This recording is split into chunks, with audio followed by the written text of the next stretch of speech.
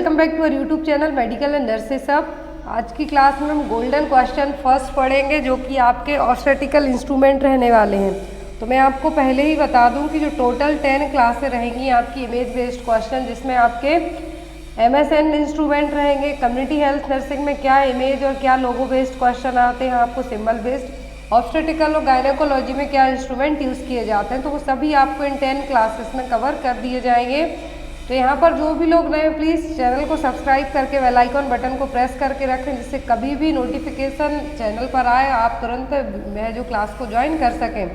तो मैंने लास्ट में जो क्लास ली थी वो पीडियाट्रिक इंट्रोडक्शन बेस्ड थी, और मैंने आपको कल ही इन्फॉर्म किया था कि नेक्स्ट क्लास होगी हमारी ऑब्स्टेटिकल इंस्ट्रूमेंट बेस पर। बहुत सारे लोगों के कमेंट्स आ रहे थे, इसलिए यहाँ पर जो ऑब्स्टेटिकल इंस्ट्रूमेंट है इसकी टोटल 2 क्लासें ली जाएंगी, जिसमें आपके पूरे ऑब्स्टेटिक में यूज़ होने वाले इंस्ट्रूमेंट आपको बता दिए जाएंगे जो मोस्टली आपके एग्ज़ाम में आते हैं। तो जो नॉर्सेट का एग्ज़ाम होगा अपकमिंग, तो वहाँ पर 30% है जो क्या हो जाते हैं इमेज बेस्ड क्वेश्चन है जो कवर कर लेते हैं। तो यहाँ पर आपको उसके हिसाब से ESIC GNC और आपके प्रैक्टिकल नॉलेज के हिसाब से, यदि आपका स्किल बेस्ड एग्ज़ाम भी होता है, आपका इंटरव्यू होता है, तो वहाँ पे भी आपको इंस्ट्रूमेंट दे के नाम पूछे जाते हैं और उनके यूज़ पूछा जाता है कि इनका क्या यूज़ है। तो इस सभी पर्पज़ से क्वेश्चन आपके लिए हेल्पफुल रहेंगे। तो यहाँ पर जितने भी क्वेश्चन हैं आपके अपकमिंग एग्ज़ाम पर्पज़ से लिए गए हैं, तो प्लीज़ क्लास को एंड तक ज्वाइन किए रहें। तो यहाँ पर जो फर्स्ट इंस्ट्रूमेंट है वो क्या है, निडल होल्डर। यहाँ पर कुछ क्वेश्चन मैंने हिंदी इंग्लिश दोनों लैंग्वेज में दे रखे हैं। तो फर्स्ट है यहाँ पर क्या है, निडल इंस्ट्रूमेंट है, क्या है, निडल होल्डर। तो इसका जो मेन यहाँ पर इमेज देखिए, आपको सभी क्वेश्चन में आप चाहें तो स्क्रीनशॉट लेके रख सकते हैं या फिर इमेज के नाम लिख के रख सकते हैं, और आपको इमेज अपने माइंड में सेट करके रखनी है क्योंकि आपके अपकमिंग एग्जाम में बहुत ही ज़्यादा हेल्पफुल रहेंगे। तो फर्स्ट इमेज निडल होल्डर, इसका क्या यूज़ होता है, to hold and push a suturing needle when performing wound closure. तो जब आप सूचरिंग कर रहे हो या फिर वुंड को क्लोज करने के लिए जो प्रोसीजर परफॉर्म कर रहे हैं, तो उसके लिए इसका यूज़ किया जाता है। And other surgical procedure that require री एनास्टोमोसिस। एनास्टोमोसिस का मतलब होता है जोड़ना, बट यहाँ पर कुछ प्रोसीजर ऐसे होते हैं सर्जिकल प्रोसीजर कि दोबारा से जिन पार्ट्स को जोड़ा जाएगा, तो वहाँ पर भी निडल होल्डर है जो यूज़ किया जाएगा। तो यहाँ पर आपको निडल होल्डर की इमेज और इसका मेन यूज़ क्या है, सूचरिंग निडल को पुश करने के लिए यूज़ किया जाएगा। नेक्स्ट है यहाँ पर प्लेन डिसेक्टिंग फोर्सेप्स। इमेज देखिए आप लोग, क्या है, प्लेन डिसेक्टिंग फोर्सेप्स। यहाँ पर इमेज रही जिसका यूज़ क्या होता है, जो ग्रास्पिंग और होल्डिंग ऑब्जेक्ट। ग्रास्पिंग का मतलब जो भी बड़े ऑर्गन्स हैं, ऑब्जेक्ट्स हैं, उनको होल्ड करने के लिए जनरली इसका यूज़ किया जाता है।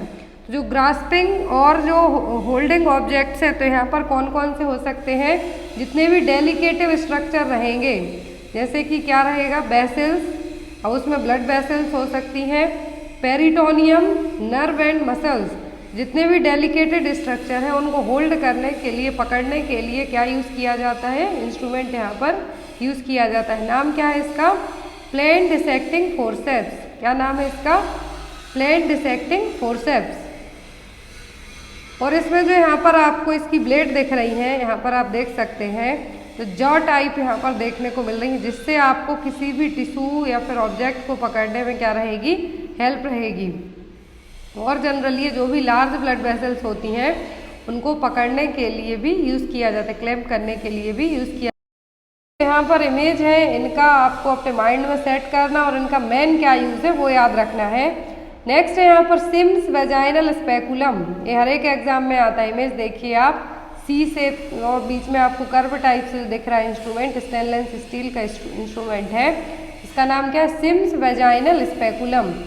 It's a double bladed surgical instrument with a groove in the middle. तो जो यहाँ पर ग्रूव, जो मैंने यहाँ पे कर्व कहा है, तो वही है। तो क्या है, डबल ब्लेडेड सर्जिकल इंस्ट्रूमेंट है, और मिडिल में क्या है, ग्रूव है, कर्व टाइप से है, जो कि वेजाइना को रिट्रैक्ट और एक्सपोज करने के लिए यूज़ किया जाता है। Sims speculum is inserted into the vagina to retract posterior vaginal wall for examining the vagina in cervix. तो नाम से ही आप आइडिया लगा सकते हैं, वेजाइनल स्पेकुलम, इसका नाम क्या है, सिम्स वेजाइनल स्पेकुलम। ये डबल ब्लेडेड सर्जिकल इंस्ट्रूमेंट है जो कि गायनेकोलॉजिकल प्रोसीजर में यूज़ किया जाता है, और ये क्या करेगा, वेजाइना को रिट्रैक्ट करेगा, एक्सपोज करेगा, जिससे जो भी वेजाइना और सर्विक्स का एग्जामिनेशन किया जाना है वो किया जा सकेगा। नेक्स्ट है यहाँ पर कस्को वेजाइनल स्पेकुलम। यहाँ पर ये देखिए कि दो इमेज है, तो ये ओपन मोड में दिख रहा है और दूसरा क्लोज मोड में दिख रहा है। हो सकता है आपको इस तरीके से दे तो आप समझ ना पाए, इसलिए दोनों इमेज यहाँ पर रखी हुई है। कस्को वेजाइनल स्पेकुलम, इसका यूज़ किसके लिए होता है, वेजाइना और सर्विक्स के विजुअलाइजेशन के लिए ही इसका भी यूज़ किया जाता है। तो क्या है, द टू ब्लेडेड और बाइवॉल्व, दो ब्लेड है यहाँ पर, अपर और लोअर यहाँ पे आपको जो दिख रही हैं। It is most common type of instrument gynaecologist use to examine the vagina and cervix. तो यहाँ पर आपको जो गायनेकोलॉजिकल ट्रे होगी उसमें आपको सिम्स स्पेकुलम देखने को मिलेगा, कस्को वेजाइनल स्पेकुलम देखने को मिलेगा। तो यहाँ पर क्या है, टू ब्लेडेड है स्पेकुलम, जो कि वेजाइना और सर्विक्स को विजुअलाइज करने के लिए यूज़ किया जाता है। अब यहाँ पर क्या कहा है कि the doctor insert the speculum into the vagina and open up the blade. तो यहाँ पर डॉक्टर वेजाइना में इस तरीके से इंसर्ट करेगा, लेकिन जो हैंडल है इसकी हेल्प से क्या करेगा, वेजाइना में ही इसको ओपन करेगा, जिससे जो वेजाइना और सर्विक्स से प्रॉपर तरीके से एक्सपोज होगी और आप उसका विजुअलाइजेशन कर सकते हैं। तो इसका जो मेन यूज़ होता है कॉन्ट्रासेप्टिव डिवाइस को इंसर्ट करने के लिए, पेप स्मीयर, वेजाइनल इरोशन के कॉटराइजेशन के लिए और कॉल्पोस्कोपी एग्जामिनेशन के लिए यूज़ किया जाता है। तो वो आपको यहाँ पर बेसिकली नाम यूज़ क्या है, वेजाइना और सर्विक्स को विजुअलाइज करने के लिए डॉक्टर इसको ऑफ मोड में इंसर्ट करेंगे, जो ब्लेड है वो बंद मोड में इंसर्ट करेंगे, लेकिन आफ्टर इंसर्ट करने के बाद इसको ओपन करेंगे, इससे वेजाइना प्रॉपर और सर्विक्स प्रॉपर तरीके से एक्सपोज होगी, दिखाई देगी। इसका मेन यूज़ है आईयूसीडी इंसर्ट करने के लिए और पेप स्मीयर, वेजाइनल इरोशन में कॉटराइजेशन के लिए, कॉल्पोस्कोपी एग्जामिनेशन के लिए भी यूज़ किया जाता है। और ये जनरली जितनी भी क्रायो सर्जरी होती हैं, क्योंकि एंटीरियर पोस्टीरियर वेजाइनल वॉल को प्रोटेक्ट करने का काम करेगा, तो इसीलिए यहाँ पर इसको यूज़ किया जाएगा। सबसे अच्छी चीज़ ये है कि जो यहाँ पर सिम्स स्पेकुलम है, इसको है जो डायरेक्ट नहीं यूज़ किया जा सकता है, लेकिन जो कस्को वेजाइनल स्पेकुलम है इसको डॉक्टर सेल्फ रिटेनिंग, क्योंकि इसमें आपको दूसरे किसी इंस्ट्रूमेंट की ज़रूरत नहीं होगी, क्योंकि इसको आप जो ब्लेड है ऑफ मोड में इंसर्ट करेंगे और अंदर इसको ओपन कर देंगे, जिससे पूरा वेजाइना सर्विक्स विजुअलाइज होगा। नेक्स्ट है यहाँ पर दास लॉन्ग कर्व्ड फोर्सेप्स। तो भी गायनेकोलॉजिकल इंस्ट्रूमेंट है, जो कि डबल ब्लेडेड मेटल इंस्ट्रूमेंट है, जो कि फीटल हेड को एक्सट्रैक्शन करने के लिए यूज़ किया जाता है। तो भी वैक्यूम डिलीवरी होती हैं। यहाँ पर एक इमेज और है जिससे आप इसको इजीली समझ सकते हैं। तो पहले देखिए क्या है, दास लॉन्ग कर्व्ड फोर्सेप्स, जो कि डबल ब्लेडेड मेटल इंस्ट्रूमेंट है, फीटल हेड को एक्सट्रैक्ट करने के लिए यूज़ किया जाता है। अलग अलग टाइप के होते हैं, लॉन्ग कर्व्ड होंगे और शॉर्ट कर्व होंगे। तो यहाँ पर इसका मेन यूज़ क्या है, फीटल हेड को एक्सट्रैक्ट करने के लिए यूज़ किया जाएगा दास लॉन्ग कर्व्ड फोर्सेप्स। इमेज आपको याद रखना है, यहाँ पर इस तरीके से हो सकता है आपको यूज्ड फॉर्म में दिखाया जाए और आप इसको किस तरीके से यूज़ करेंगे तो ये भी आपको पता होना चाहिए। नेक्स्ट एपिजियोटॉमी सीजर, एक क्वेश्चन अभी एग्जाम में आया था। तो episiotomy scissor, Braun Stadler episiotomy scissor, जो कि एपिजियोटॉमी और पेरिनियोटॉमी परफॉर्म करने के लिए यूज़ की जाती है लेबर और डिलीवरी के टाइम पर। तो यहाँ पर इसकी जो ब्लंट ब्लेड है, इसमें अलग तरीके का जो एंगल है, यहाँ पर आप इमेज अपने माइंड में सेट करके रखिए कि कौन सा इंस्ट्रूमेंट क्या है। तो एपिजियोटॉमी सीजर है जो ब्लंट ब्लेड है यहाँ पर, जो कि पेरिनियोटॉमी और एपिजियोटॉमी सीजर्स है, जो कि लेबर और डिलीवरी के टाइम पर वेजाइना और पेरिनियम के बीच में एक जो कट लगाया जाता है उसके लिए यूज़ की जाती हैं। और यहाँ पर एक चीज़ और कही गई है कि high quality cut is has a slender sharp double bevel blade for precise cutting short and flat. तो यहाँ पर ये जो इसकी ब्लेड है, यहाँ पर आपको इसकी जो ब्लेड दिख रही है क्या करेंगी, प्रॉपर शार्प कट लगाने में हेल्प करेंगी। नेक्स्ट है यहाँ पर टूथ डिसेक्टिंग फोर्सेप्स।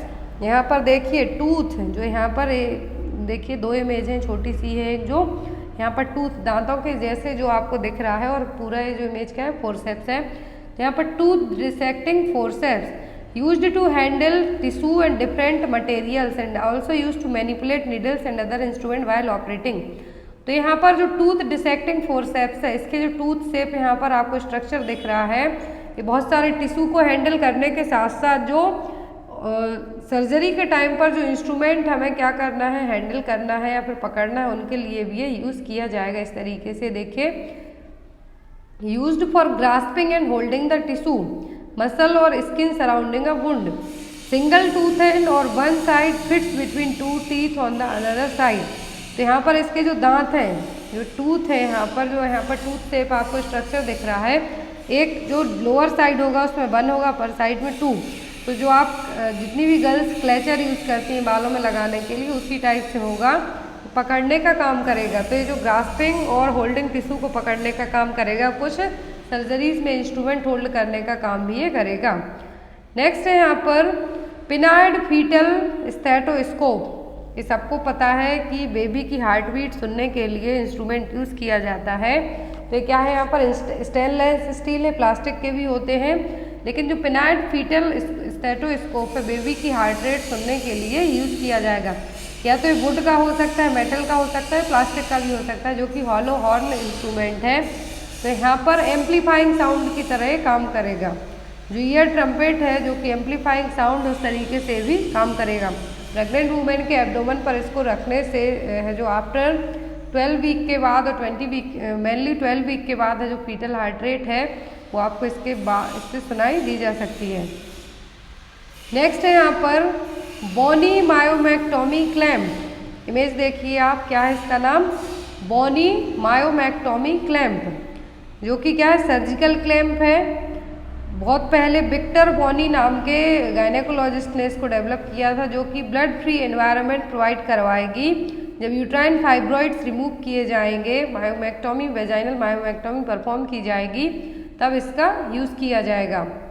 नेक्स्ट है यहाँ पर डोयोन मायोमा स्क्रू। ये देखिए आप यहाँ पर जो इमेज दिख रही है, यहाँ पर 2 इमेज इसलिए दी हुई है कि ये पूरा इंस्ट्रूमेंट ये रहा, जो आगे की साइड इसका जो स्ट्रक्चर है वो यहाँ पर सेपरेट दिया हुआ है। जो हैंडल है उसके आगे का जो स्ट्रक्चर है, कॉइल्ड स्प्रिंग स्ट्रक्चर है, वो यहाँ पर सेपरेट बताया हुआ है। डोयोन मायोमा जो इंस्ट्रूमेंट है, इसका यूज़ किसके लिए किया जाता है, जो फाइब्रॉइड एक्सट्रैक्ट होगा, एंडोमेट्रियम जो प्रोसीजर होंगे उस टाइम पर। तो मायोमेक्टोमी और फाइब्रॉइड एक्सट्रैक्ट करने के लिए इंस्ट्रूमेंट यूज़ किया जाएगा, जो कि कैसा होगा, आगे का पार्ट इसका कॉइल शेप रहेगा, जो पीछे का पार्ट कैसा होगा, इसका हैंडल कहलाएगा। तो इसका नाम क्या है, डोयोन मायोमा स्क्रू। नेक्स्ट है यहाँ पर एडसन डिसेक्टिंग फोर्सेप्स। तो अभी 2 तरीके के होते हैं एडसन डिसेक्टिंग फोर्सेप्स। एक आता है टूथ फोर्सेप्स, जो अभी हमने जस्ट पढ़ा, यहाँ पर जो टूथ फोर्सेप्स पढ़े, तो एक में इस तरीके से टूथ रहेंगे और दूसरा विदाउट टूथ के रहेगा।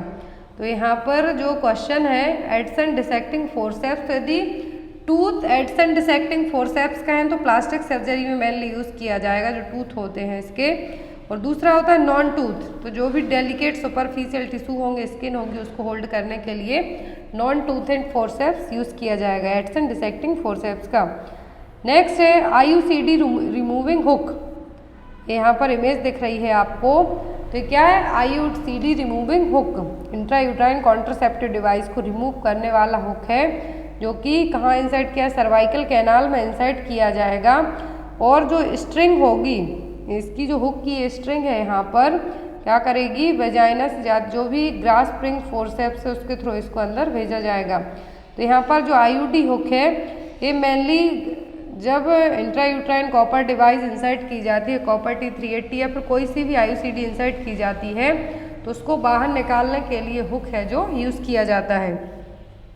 नेक्स्ट है चिटल फोर्सेप्स। चिटल फोर्सेप्स का यूज़ क्या है, तो जितने भी स्टरलाइजर जो भी जितने भी स्टरलाइज इंस्ट्रूमेंट हैं, उनको रिमूव करने के लिए, होल्ड करने के लिए बॉयलर और फॉर्मेलिन कैबिनेट्स में आप डायरेक्ट अपने हाथ डाल के कोई भी इंस्ट्रूमेंट नहीं निकाल सकते हैं। तो वहाँ पर जो इंस्ट्रूमेंट है उनको उठाने के लिए जो यूज़ किया जाएगा वो क्या होगा, चिटल स्टरलाइजर फोर्सेप्स या फिर चिटल फोर्सेप्स। तो यहाँ पर कहा है to remove sterilise instrument from boiler and formalin cabinet. जितने भी फॉर्मेलिन कैबिनेट्स में या फिर स्टरलाइज इंस्ट्रूमेंट हैं, उनको होल्ड करने के लिए, निकालने के लिए बॉयलर से क्या यूज़ किया जाएगा, चिटल फोर्सेप्स। और जनरली जब इसको क्या किया जाता है, they are use to ensure that as each item is removed.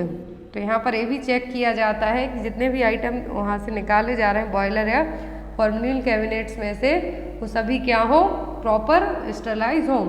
फिर आता है कि यहाँ पर the forceps are placed in a container of methylated spirit when not is used. तो यहाँ पर ये हो गया कि जितने भी बॉयलर में आइटम है उनको हमने रिमूव कर निकालने के काम के लिए क्या किया, चिटिल फोरसेप्स यूज़ किया।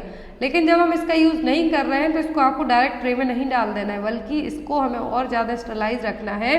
तो ये मेथिलेटेड स्प्रिट में इसको रखा जाएगा जब हम इसका यूज़ नहीं करेंगे, इसको चिटिल फोरसेप्स को। नेक्स्ट है यहाँ पर सिरोडकर सर्कलेज निडल। यहाँ पर आपको दिख रहा होगा ये क्या है, सर्कलेज निडल है।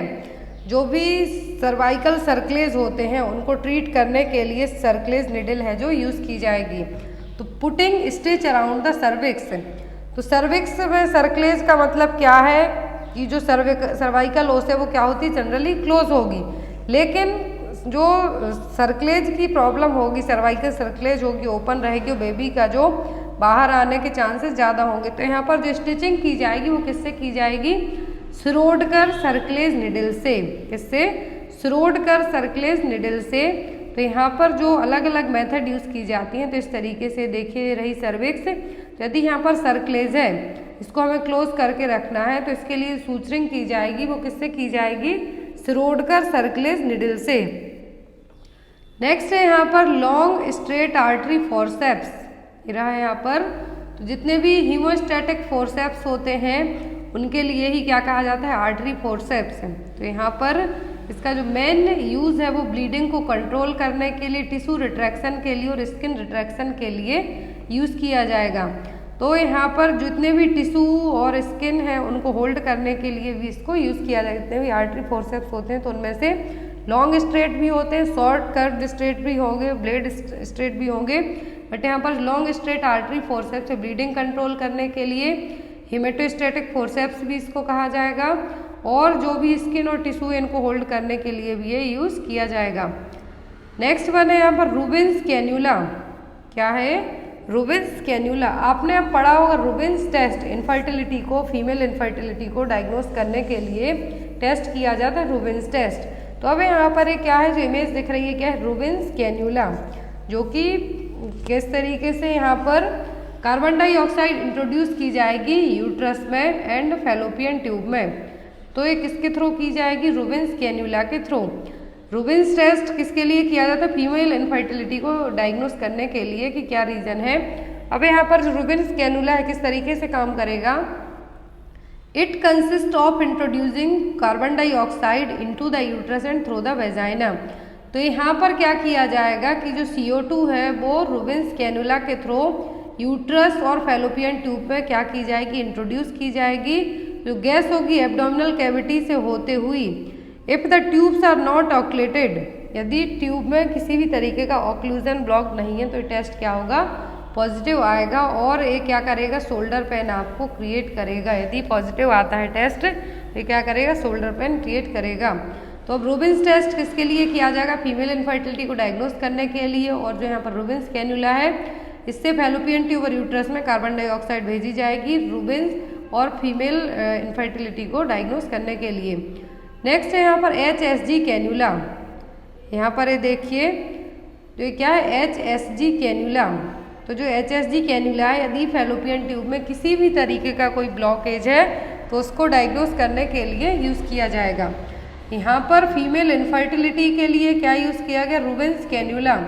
HSG कैन्यूला का मतलब है यहाँ पर how hysterosalpingogram work. HSG का फुल फॉर्म क्या है यहाँ पर, how hysterosalpingogram work, HSG work. तो यहाँ पर HSG test is done to know the blockage of the fallopian tube. यदि फैलोपियन ट्यूब में, यहाँ पर यूट्राइन ट्यूब में किसी भी तरीके का ब्लॉकेज है तो उसके लिए क्या किया जाएगा, एक कैन्यूला है जो यूज़ किया जाएगा जिसका नाम क्या है, HSG कैन्यूला। और यहाँ पर विथ लॉक के यहाँ पर दिखाया गया है, दो इमेज है तो यहाँ पर इंसर्ट करके दिखाया गया है जिसके थ्रू तो डाई भी इंजेक्ट की गई है। एक जो यहाँ पर सिरिंज दिख रही है भी आपको आगे बताएंगे। और जो यहाँ पर व्हाइट कलर से सेक्शन दिख रहा है क्या है, HSG कैन्यूला का यहाँ पर हुक है जिसके थ्रू डाई है जो भेजी जा रही है क्या पता करने के लिए, फैलोपियन ट्यूब में, यूट्राइन ट्यूब में कोई ब्लॉकेज तो नहीं है। नेक्स्ट है यहाँ पर कर्व्ड फोरसेप्स आर्टरी। क्या है, कर्व्ड फोर्सेप्स आर्टरी। तो कर्व यहाँ पर ये देखिए छोटा सा एक घुमावदार आपको हुक जैसे दिख रहा है, तो इसी के लिए यहाँ पर क्या कहा गया है, कर्व। तो क्या है, कर्व फोर्सेप्स आर्टरी है, जो कि सिंगल यूज्ड कर्व स्पेंचर बेल आर्टरी फोर्सेप्स, जो कि आर्टरी को क्लैम्प करने के लिए कंप्रेस करने के लिए यूज़ की जाएगी। क्लैम्प करने के लिए, कंप्रेस करने के लिए जो भी स्मॉल ब्लड वेसल्स होंगी आर्टरीज को होल्ड करने के लिए यूज़ किया जाएगा क्या, कर्व्ड आर्टरी फोर्सेप्स। नेक्स्ट है यहाँ पर स्पंज होल्डिंग फोर्सेप्स। इमेज देखिए यहाँ पर ये जो आपको दिख रहे हैं, तो ये क्या स्पंज होल्डिंग फोर्सेप्स है। जो भी डॉक्टर्स होंगे, सर्जन होंगे, तो जो यहाँ पर स्पंज और गॉज को होल्ड करेंगे, तो इसके किसके थ्रू करेंगे, स्पंज होल्डिंग फोर्सेप्स के थ्रू। तो यहाँ पर जो जॉ शेप फोर्सेप्स यहाँ पर दिख रहा है, देखिए यहाँ पर जो भी डॉक्टर गॉज मटेरियल होल्ड करेंगे इसके थ्रू, स्पंज मटेरियल होल्ड करेंगे, तो जो ब्लीडिंग अमाउंट है या फिर जो ब्लीडिंग है कुछ भी है, तो वो क्या होगी, अदर ऑर्गन्स के ऊपर है जो नहीं गिरेगी। तो इसीलिए इसका नाम भी क्या रखा गया है, sponge holding forceps. Next one is Veress needle. Veress needle यहाँ पर दिखाई गई है, तो जनरली किसके लिए यूज होती है, न्यूमोपेरिटोनियम सर्जरी के लिए। एब्डोमिनल एंडोस्कोपी के पहले जो न्यूमोपेरिटोनियम है जो प्रोसीजर होगा, उसके लिए सिंगल पेशेंट में यूज़ की जाने वाली ये निडल है वेरेस निडल, जो कि स्टेनलेस स्टील की होगी, स्प्रिंग लोडेड स्टाइलेट होगा, जो कि रिट्रैक्ट होगा जब आप इसको एब्डोमेन में इंसर्ट करेंगे तब। नेक्स्ट यहाँ पर कार्मन्स कैन्यूला, ये क्वेश्चन एग्जाम में आया था, इसके अलग अलग शेप एंड साइज के होते हैं। तो कार्मन्स कैन्यूला यहाँ पर क्या है, सर्जिकल अबॉर्शन को इंड्यूस करने के लिए, जो भी इनकम्प्लीट अबॉर्शन है उनके लिए, जो भी एंडोमेट्रियल बायोप्सी प्रोसीजर है उनके लिए कार्मेंस इंस्ट्रूमेंट है जो यूज़ किया जाएगा। यहाँ पर आप इमेज देख रहे हैं, तो क्या है, कार्मेंस कैन्यूला है, जिसको हम इंसर्ट करके जो भी अबॉर्शन हुए हैं बट जो मटेरियल है वो स्टिल कहाँ पर है, यूट्रस में, तो उसको रिमूव करने के लिए यूज़ किए जाएंगे। फिर यहाँ पर आता है कार्मेंस सिरिंज।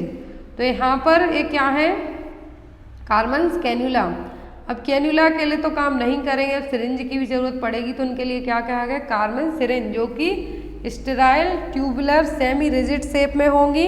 यहाँ पर लाइनिंग होगी, तो इनके जो गायनेकोलॉजिकल प्रोसीजर होंगे, जो टिश्यू रिट्रैक्ट बच गए हैं, अबॉर्शन के बाद जो टिश्यूज बच गए हैं उनको रिमूव करने के लिए, नॉन वायबल फीटस है, non viable embryo, still birth के बाद जो भी कंसेप्सिस मटेरियल बचा हुआ है उसको बाहर निकालने के लिए सिरिंज यूज़ की जाएगी, कार्मन सिरिंज।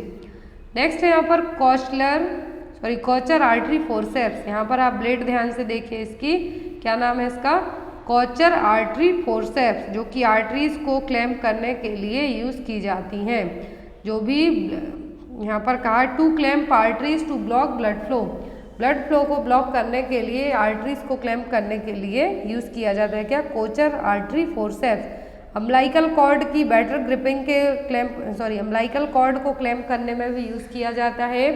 जो भी ऑक्लूटेड ब्लड वेसल्स होती हैं उनको क्लैम्प करने में, और इसका क्या होगा, इफेक्टिव क्रसिंग इफेक्ट होगा। इफेक्टिव का मतलब होगा कि इससे जो जहाँ पर भी आर्टरी को हमने क्लैम्प किया वहाँ से ब्लीडिंग होने के चांस बहुत ज़्यादा कम हो जाएंगे। In case low rupture of membrane हुआ है या फिर सर्जिकल इंडक्शन हुआ है लेबर का, ऑगमेंटेशन लेबर है, तो उस ब्लीडिंग को भी रोकने के लिए यूज़ किया जाएगा क्या, Kocher artery forceps. Next one is Langenbeck right angle retractor. I hope आपको सभी इमेज याद हो जाएंगी और इनके जो मेन यूज़ हैं वो याद हो जाएंगे। ज़्यादा मैंने यहाँ पर डिटेल में हम कह सकते हैं जो आपके मेन पॉइंट ऑफ व्यू के एग्जाम से है वो चीज़ें बस बताई इन इंस्ट्रूमेंट के बारे में। तो यहाँ पर फिर legs and back right angle retractor. तो यहाँ पर हैंडल है, एक सिंगल एंड है जो कि राइट एंगल रिट्रैक्टर है, जो कि multiple layer of deep tissue है उनको होल्ड करने के लिए यूज़ किया जाएगा, जैसे कि अपेंडेक्टोमी, सिजेरियन सेक्शन और लेप्रोटोमी। तो इनमें जो भी मल्टीपल लेयर हैं, डीप टिश्यू हैं, उनको होल्ड करने के लिए यूज़ किया जाएगा। तो यहाँ पर आपको जो इमेज है legs and back right angle retractor, mainly याद रखना है जितने भी डीप टिश्यू है, मल्टीपल लेयर हैं डीप टिश्यू की, उनको होल्ड करने के लिए यूज़ किया जाएगा। Next one is अलायस tissue forceps. अब इसकी भी ब्लेड देखिए, तो जितने भी स्लिपरी टिश्यू होंगे कैसे? डेंस और स्लिपरी टिश्यू होंगे उनको लिफ्ट करने के लिए, रिट्रैक्ट करने के लिए यूज़ किया जाएगा, जैसे कि टॉन्सिल, वेजाइनल, ब्रेस्ट और थायराइड टिश्यूज़ की यदि कोई भी सर्जरी होती है तो उनको होल्ड करने के लिए यूज़ किए। जितने भी स्लिपरी का मतलब है बहुत सारे टिश्यूज़ कैसे होते हैं, स्लिपरी टाइप के होते हैं, तो यहाँ पर डेंस टाइप के होते हैं तो उनको होल्ड करने के लिए अलाइज टिश्यू फोर्सेप्स यूज़ किया जाता है। Next one is Ares spatula. तो ये तो आपके माइंड में सेट है इमेज, क्योंकि सबको पता है कि पेप स्मीयर कलेक्ट करने के लिए सर्विक्स से यूज़ की जाती है। जनरली वुडन की यूज़ की जाती हैं, सिंगल पर्सन यूज रहती हैं। तो यहाँ पर to used to collect the pap smear. Pap smear क्यों कलेक्ट किया जाता है? सर्वाइकल कैंसर को डायग्नोस करने के लिए। तो जो इंस्ट्रूमेंट यूज होगा वो क्या कहलाता है? Ares spatula. फिर आता है यूट्राइन पॉलिप्स फॉर्सेप्स। यहाँ पर इसकी ब्लेड देखिए, तो यहाँ पर जो ब्लेड है क्या है? Long curved forcep that is used to grasp the uterus during the uterine birthing and other obstetric and gynaec surgery. तो यहाँ पर जनरली जितने भी सर्जिकल प्रोसीजर होते हैं गायनेकोलॉजी में, तो यूट्रस को प्रॉपर तरीके से होल्ड करने के लिए जो यूट्राइन बर्थिंग प्रोसीजर है, ऑब्स्टेट्रिकल और गायनेकोलॉजिकल प्रोसीजर की सर्जरी होती हैं, उनमें इसका यूज़ किया जाता है। फिर आता है वल्सेलम। ये एग्जाम में आ चुका है कई बार। तो वल्सेलम का यूज़ किया जाता है जो भी डायलिटेशन एंड क्यूरिटेज ऑपरेशन होते हैं, वेजाइनल ऑपरेशन होंगे, जो ग्रास्प प्रोलैप्स्ड सबम्यूकस होगी वेजाइनल मायोक्टोमी में, उसको होल्ड करने के लिए, यूट्रस मोबिलिटी को डायग्नोस करने, आइडेंटिफाई करने के लिए, और यहाँ पर cervical lips to visualise the cervix during vaginal hysterectomy. जो vulsellum forceps generally cervical lips को होल्ड करने के लिए जो वेजाइनल हिस्टेक्टोमी उसमें इसका यूज़ किया जाएगा, क्योंकि इसमें जो यहाँ पर एक कर्व है इसको क्या नाम दिया गया है? Pelvic curve. फाइब्रॉइड पॉलिप्स को होल्ड करने के लिए भी इसको यूज़ किया जाएगा। क्या नाम है इस इंस्ट्रूमेंट का? वल्सेलम। नेक्स्ट है यहाँ पर हैनी क्लैम्प। हैनी क्लैम्प का दूसरा नाम क्या है? हैनी हिस्टेक्टोमी फोर्सेप्स। तो इसकी जो एक ब्लेड होती है वो कैसी होती है? टफ होगी, और जो दूसरे साइड है वो कैसी होगी? प्लेन टाइप से होगी। तो यहाँ पर ये देखिए दोनों ब्लेड आप देख सकते हैं, हैनी क्लैम्प और हैनी हिस्टेक्टोमी फोर्सेप्स, जो कि हिस्टेक्टोमी का मतलब क्या होता है? यूट्रस को सर्जरी करके रिमूव करना। तो यहाँ पर जो कॉमनली यूज़ किया जाता है during the hysterectomy procedure to clamp off a tough ligament. जितने भी टफ लिगामेंट है, मेजर लिगामेंट है, उनको क्लैम्प करने के लिए दोनों साइड से यूट्रस के इसको यूज़ किया जाता है, हैनी हिस्टेक्टोमी फोर्सेप्स।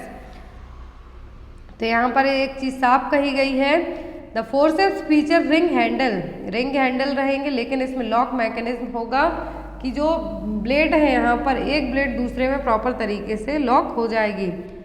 नेक्स्ट है यहाँ पर ब्लेड स्कैल्प ट्रैक्शन फोर्सेप्स। तो ये जनरली प्लेसेंटा प्रीविया में यूज़ किया जाता है, प्लेसेंटा को अंदर की तरफ वापस भेजने के लिए। तो जो novo surgical blade placenta previa forceps है, प्लेसेंटा प्रीविया में ही ये यूज़ किया जाता है। तो यहाँ पर इसका नाम से ही पता चलेगा, ब्लेड स्कैल्प का मतलब होगा हेड, ट्रैक्शन फोर्सेप्स, तो प्लेसेंटा प्रीविया में यूज़ किया जाएगा। नेक्स्ट है यहाँ पर क्रेनियोक्लास्ट। ये भी एग्जाम में आ चुका है, बहुत ही अच्छा इंस्ट्रूमेंट है, और इसका यूज़ जनरली क्रेनियोक्लास्ट का यूज़ क्रेनियम से आप समझ सकते हो हेड, स्कल। तो यहाँ पर जो फीटल स्कल है उसको क्रश करने के लिए, जो स्टिल बर्थ बेबीज होते हैं, एब्स्ट्रक्टेड लेबर होंगे, तो ऐसे केस में फीटल स्कल को क्या करने के लिए? क्रश करने के लिए यूज़ किया जाएगा। और देन आफ्टर जो भी मटेरियल होगा, कॉन्सेप्सियस मटेरियल होगा, उसको बाहर निकाला जाएगा। पहले जो यूज़ किया जाएगा वो क्या होगा? क्रेनियोक्लास्ट। तो यहाँ पर आई होप आपके लिए सभी क्वेश्चन और सभी पॉइंट्स और इमेज आपको याद रहेंगी।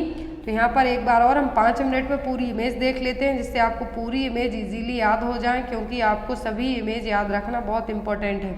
First one is needle holder, जो कि वुंड क्लोजर में निडल होल्ड करने के लिए बहुत सारे जो प्रोसीजर ऑनरी एनास्टोमोसिस के लिए यूज़ की जाएगी। दूसरा है प्लेन डिसेक्टिंग फोर्सेप्स, जो कि ऑब्जेक्ट, जो एक ग्रास्पिंग ऑब्जेक्ट है, स्मॉल ऑब्जेक्ट है, उनको होल्ड करने के लिए यूज़ किया जाएगा, जिसमें वेसल्स हो सकती हैं, पेरिटोनियम हो सकता है, नर्व और मसल्स हो सकती हैं। Next Sims vaginal speculum. तो वेजाइना को रिट्रैक्ट करने के लिए और सर्विक्स और वेजाइना के एग्जामिनेशन के लिए यूज़ किया जाएगा। नेक्स्ट वन है कस्को वेजाइनल स्पेकुलम। तो इसको है जो बंद तरीके से इस तरीके से इंसर्ट किया जाएगा। आफ्टर दैट इसको हैंडल के थ्रू ओपन किया जाएगा वेजाइना में, जिससे हम वेजाइना और सर्विक्स को विजुअलाइज कर सकते हैं, जो कि जनरली IUCD डिवाइस इंसर्ट करने के लिए पेप स्मीयर, वेजाइनल एरोशन के कॉटराइजेशन और कॉल्पोस्कोपी एग्जामिनेशन में यूज़ किया जाएगा। फिर यहाँ पर डास लॉन्ग कर्व्ड फोर्सेप्स, जो कि मेटल इंस्ट्रूमेंट है, फीटल हेड को एक्सट्रैक्ट करने के लिए यूज़ किया जाएगा। Next episiotomy scissor. तो जो पेरिनियोटॉमी सीजर और एपिजियोटॉमी सीजर जो कट लगाया जाएगा वो इस सीजर्स के थ्रू लगाया जाएगा। ये रही इसकी ब्लेड, जो मेनली आपको ये याद रखनी है। नेक्स्ट है टूथ डिसेक्टिंग फोर्सेप्स। तो जो निडल होल्ड करना है हमें कुछ सर्जरीज में, उनको होल्ड करने के लिए यूज़ किया जाएगा। इसमें इस तरीके से दांत होंगे, वो एक टूथ है दूसरे को प्रॉपर तरीके से लॉक करेगा। नेक्स्ट है पिनाइड फीटल स्टेटोस्कोप। तो फीटल हार्ट रेट सुनने के लिए यूज़ किया जाएगा। मेटल के हो सकते हैं, वुड के हो सकते हैं, प्लास्टिक के भी हो सकते हैं, क्योंकि हॉलो हॉर्न इंस्ट्रूमेंट है, जिससे फीटल हार्ट रेट हम इसको एब्डोमेन पर रखकर सुन सकते हैं। नेक्स्ट है बोनी मायोमेक्टोमी क्लैम्प। क्या है? बोनी मायोमेक्टोमी क्लैम्प है, जो यूट्राइन फाइब्रॉइड को रिमूव करने के लिए यूज़ किया जाता है। नेक्स्ट है डायोन मायोमा स्क्रू। ये एग्जाम में आता है। तो ये भी मायोमेक्टोमी प्रोसीजर के टाइम पर फाइब्रॉइड को एक्सट्रैक्ट करने के लिए यूज़ किया जाता है। नेक्स्ट है एडसन डिसेक्टिंग फोर्सेप्स। तो दो तरीके के होते हैं, एक होता है टूथ तो दूसरा होता है नॉन टूथ। तो जो टूथ एडसन डिसेक्टिंग फोर्सेप्स होगा प्लास्टिक सर्जरीज में यूज़ होगा। नॉन टूथ जिसमें टूथ नहीं होंगे वो डेलिकेट सुपरफिशियल टिश्यू को होल्ड करने के लिए यूज़ किया जाएगा। Next one is IUCD removing hook. तो इंट्रायूट्राइन कॉन्ट्रासेप्टिव डिवाइस, चाहे कॉपर T 380 हो या फिर कॉपर T 200 हो, तो इसको रिमूव करने के लिए जो इंस्ट्रूमेंट यूज़ किया जाएगा उसको हम क्या कहते हैं? IUD hook, IUD removing hook. Next है चिटल फोर्सेप्स। तो चिटल फोर्सेप्स का यूज़ किया जाता है कि जितने भी इंस्ट्रूमेंट बॉयलर या फिर फॉर्मिल कैबिनेट में हो, तो उसमें हम डायरेक्ट हाथ डाल के नहीं निकाल सकते उस इंस्ट्रूमेंट को। उनको होल्ड करने के लिए जो इंस्ट्रूमेंट यूज़ करेंगे हम वो क्या कहलाएगा? चिटल फोर्सेप्स। और जब हम चिटल फोर्सेप्स को यूज़ नहीं कर रहे हो तो हमें इसको डायरेक्ट ट्रे में नहीं रखना है, बल्कि इसको मिथाइलेटेड स्पिरिट के कंटेनर में रखना है। Next one is Shirodkar cerclage needle, जो कि सर्वाइकल सर्कलेज को सूचरिंग करने के लिए यूज़ की जाएगी। क्या है? Shirodkar cerclage needle. Next long straight artery forceps. तो ये हेमेटोस्टैटिक फोर्सेप्स है, जिसका यूज जनरली ब्लीडिंग को कंट्रोल करने कैन्यूला। तो रूबिन्स कैन्यूला फीमेल इनफर्टिलिटी को डायग्नोस करने के लिए जो रूबिन्स टेस्ट होता है उसमें किया जाता है। तो इसके थ्रू CO2 है जो इंसर्ट की जाएगी यूट्रस और फेलोपियन ट्यूब में। फिर आता है HSG cannula, hysterosalpingogram HSG work. तो यहाँ पर फेलोपियन ट्यूब में किसी भी तरीके का ब्लॉकेज तो नहीं है, तो उसके लिए जो कैन्यूला इंसर्ट किया जाएगा उसको क्या कहा गया? HSG cannula. एक डाई है जो भेजी जाएगी। तो यदि स्प्लेस देखने को मिलता है दैट मीन्स ट्यूब्स क्या है? ओपन है। और स्प्लेस देखने को नहीं मिलेगा इन डाइज जो भेजेंगे, दैट मीन्स ट्यूब क्या है? ब्लॉक है। नेक्स्ट यहाँ पर कर्व फोर्सेप्स आर्टरी। तो यहाँ पर कर्व दिख रहा है जो कि ब्लड वेसल्स और आर्टरी को होल्ड करने के लिए यूज़ किया जाएगा, कंप्रेस करने के लिए, क्लैम्प करने के लिए यूज़ किया जाएगा। Next sponge holding forceps. तो नाम से ही अंदाज़ा लगा सकते हैं स्पंज गॉस को होल्ड करने के लिए यूज़ किया जाता है। नेक्स्ट है यहाँ पर वेरेस निडल। तो ये एब्डोमिनल एंडोस्कोपी में न्यूमोपेरिटोनियम सर्जरी के लिए यूज़ किया जाता है। क्या? Veress needle. Next one is Karman's cannula. तो कर्मन्स कैन्यूला यूज़ किए जाते हैं सर्जिकल अबॉर्शन के लिए, इनकम्प्लीट अबॉर्शन के लिए और एंडोमेट्रियल बायोप्सी के लिए। तो जो कर्मन्स कैन्यूला हैं इनको हम अकेला यूज़ नहीं करेंगे, कर्मन सिरिंज यूज़ की जाएगी, जिसके थ्रू जो भी कंसेप्शियस मटेरियल है उसको बाहर निकाला जाएगा, रिमूव किया जाएगा। नेक्स्ट है कॉचर्स आर्टरी फोर्सेप्स। तो यहाँ पर इसकी ब्लेड देखिए, इसका यूज़ किया जाता है ब्लड फ्लो को ब्लॉक करने के लिए, आर्टरीज को क्लैम्प करने के लिए, अम्बिलिकल कॉर्ड को क्लैम्प करने के लिए। और इसका यूज़ क्या किया जाएगा? जो रप्चर मेम्ब्रेन है, सर्जिकल इंडक्शन ऑफ लेबर या फिर ऑगमेंटेशन ऑफ लेबर के थ्रू हुई है, तो उसकी ब्लीडिंग को भी रोकने के लिए। नेक्स्ट है यहाँ पर Langenbeck right angle retractor. Langenbeck right angle retractor है जो अपेंडेक्टोमी, जो भी डीप टिश्यू होंगे, जितने भी डीप टिश्यू होते हैं उनको होल्ड करने के लिए यूज़ किया जाएगा। नेक्स्ट है अलाइज टिश्यू फोर्सेप्स। तो ये जितने भी ग्रास्पिंग ऑब्जेक्ट जो भी टिश्यू होंगे उनको लिफ्ट करने के लिए, रिट्रैक्ट करने के लिए मेनली जो स्लिपरी टिश्यू होंगे, कौन से स्लिपरी और डेंस टिश्यू होंगे, उनको होल्ड करने के लिए यूज़ किया जाएगा। अरेस स्पैटुला तो एक इसके लिए यूज़ होगा पेप स्मीयर को कलेक्ट करने के लिए। Uterine polyps uterine polyps forceps, तो जितने भी यूट्राइन पॉलिप्स रहेंगे, फाइब्रॉइड होंगे, उनको रिमूव करने के लिए ये है जो यूज़ किया जाएगा, चाहे वो यूट्राइन बर्थिंग प्रोसीजर हो रहे हो या फिर कोई अदर गायनेकोलॉजिकल सर्जरी हो रही हो। नेक्स्ट वन इज वल्सेलम, तो वल्सेलम का यूज़ किया जाएगा डायलिटेशन एंड क्यूरिटेज के लिए। तो जितने भी वेजाइनल मायोमेक्टोमी होंगी तो उस टाइम पर इसको यूज़ किया जाएगा, यूट्रस की मोबिलिटी को चेक करने के लिए यूज़ किया जाएगा। नेक्स्ट वन इज हैनी क्लैम्प, तो हैनी क्लैम्प को हैनी हिस्टेरेक्टोमी फोर्सेप्स के नाम से भी जाना जाता है, जो कि हिस्टेरेक्टोमी के टाइम पर यूट्रस के दोनों साइड जो भी टफ लिगामेंट होंगे, हार्ड लिगामेंट होंगे, उनको होल्ड करने के लिए हैनी क्लैम्प और हैनी हिस्टेरेक्टोमी फोर्सेप्स है जो यूज़ किया जाएगा। Next one is blade scalp traction forceps, तो ट्रैक्शन का मतलब कुछ प्रेशर लगाना होगा, तो यहाँ पर इस तरीके से रहेगी जी। तो यहाँ पर जो ब्लेड स्कैल्प ट्रैक्शन फोर्सेप्स है प्लेसेंटा प्रीविया में यूज़ किया जाएगा। यदि पेशेंट को प्लेसेंटा प्रीविया है तो यहाँ पर जो ट्रैक्शन टाइप से लगाया जाएगा वो कहाँ पर, प्लेसेंटा प्रीविया के लिए लगाया जाएगा। नेक्स्ट है क्रेनियोक्लास्ट, तो क्रेनियोक्लास्ट का मतलब होगा कि जो भी स्टिल बर्थ बेबीज़ हैं उनका स्कल को क्रश करने के लिए, तोड़ने के लिए यूज़ किया जाएगा। तो यहाँ पर आज की क्लास के लिए इतने ही इंस्ट्रूमेंट बेस्ड क्वेश्चन। जो नेक्स्ट क्लास होगी, जो रिमेनिंग फॉर्मूला क्या है, weight in kilogram divided by height in metre square. यदि सेंटीमीटर में आपको हाइट दे दी जाए, एग्जाम में आपको हो सकता है वेट बता दिया जाए, हाइट सेंटीमीटर में बताई जाए, तो आप उसको मीटर में कन्वर्ट करेंगे, देन यहाँ पर उसको कैलकुलेट करेंगे। बहुत सारे लोग इस चीज़ में बहुत ज़्यादा कंफ्यूज होते हैं कि डायरेक्ट सेंटीमीटर को ही स्क्वायर लगा के हाइट कैलकुलेट कर लेते हैं और उनका आंसर है जो रॉन्ग हो जाता है, तो आपको ऐसा नहीं करना है। तो फॉर्मूला है वो क्या है, weight in kilograms divided by height in metre square. अब बात आती है क्लास की, क्योंकि BMI के अकॉर्डिंग है जो weight, under weight, normal weight और ओबेसिटी को डिवाइड किया गया है। जनरली एग्जाम में ओबेसिटी आती है या फिर अंडर वेट आता है। नॉर्मल वेट की BMI रेयर केस में पूछी जाती है, बट आपको पता होना चाहिए BMI है बॉडी मास इंडेक्स है, किस तरीके से कैलकुलेट किया जाता है। तो मैंने बता दिया कि वेट किलोग्राम में होना चाहिए, जिसको डिवाइड करते हैं हाइट किस में हो, मीटर स्क्वायर में। अब यहाँ पर यदि वैल्यू पूछी जाती है आपसे, जब BMI लेस देन 18.5 हो, बिलो 18.5 हो, तब उस कैटेगरी को हम क्या कहेंगे, वेट कैसा है, अंडर वेट है। यदि BMI 18.5 से 24.9 है, 18.5 to 24.9 है, दैट मीन्स क्या है, नॉर्मल वेट है। जब यदि यही 25 मोर देन 25 या फिर 24.9 की रेंज क्रॉस करेगा तो 25 आएगा। 25 से लेके तो 30 तक की कैटेगरी है वो किस में आती है, ओवरवेट में। फिर ओवरवेट की 3 क्लास हैं, फर्स्ट, सेकंड, थर्ड। तो ओवरवेट में ओबेसिटी यदि क्लास फर्स्ट पूछते हैं आपसे तो BMI होगी 30.02 34.9, फिर 35.02 39.9 सेकंड क्लास में आएगा, थर्ड क्लास में और क्या होगा, अबव 40 जो कि क्या है, ओबेसिटी क्लास थर्ड। तो यहाँ पर BMI आपको इसकी 3 चीज़ें मेनली याद रखना है। नॉर्मल वेट में कितना होगा, अंडर वेट जब नॉर्मल है उससे और कम जाता है तो अंडर वेट में चला जाएगा वो, और जब नॉर्मल से ज़्यादा जाएगा तो ओबीज और ओवर वेट में। आज की क्लास का फर्स्ट क्वेश्चन है, route of administration and dose of BCG vaccine for a 3 month old baby is. तो 3 महीने का बच्चा है, जनरली जो BCG है, OPV है, हेपेटाइटिस B है, तीनों at the time of birth दी जाती हैं, बट किसी रीज़न से यदि ये at the time of birth नहीं दी गई हैं तो क्वेश्चन है कि यदि बच्चे की एज 3 month ओल्ड बेबी है तो BCG का डोज कितना और किस रूट से दिया जाएगा।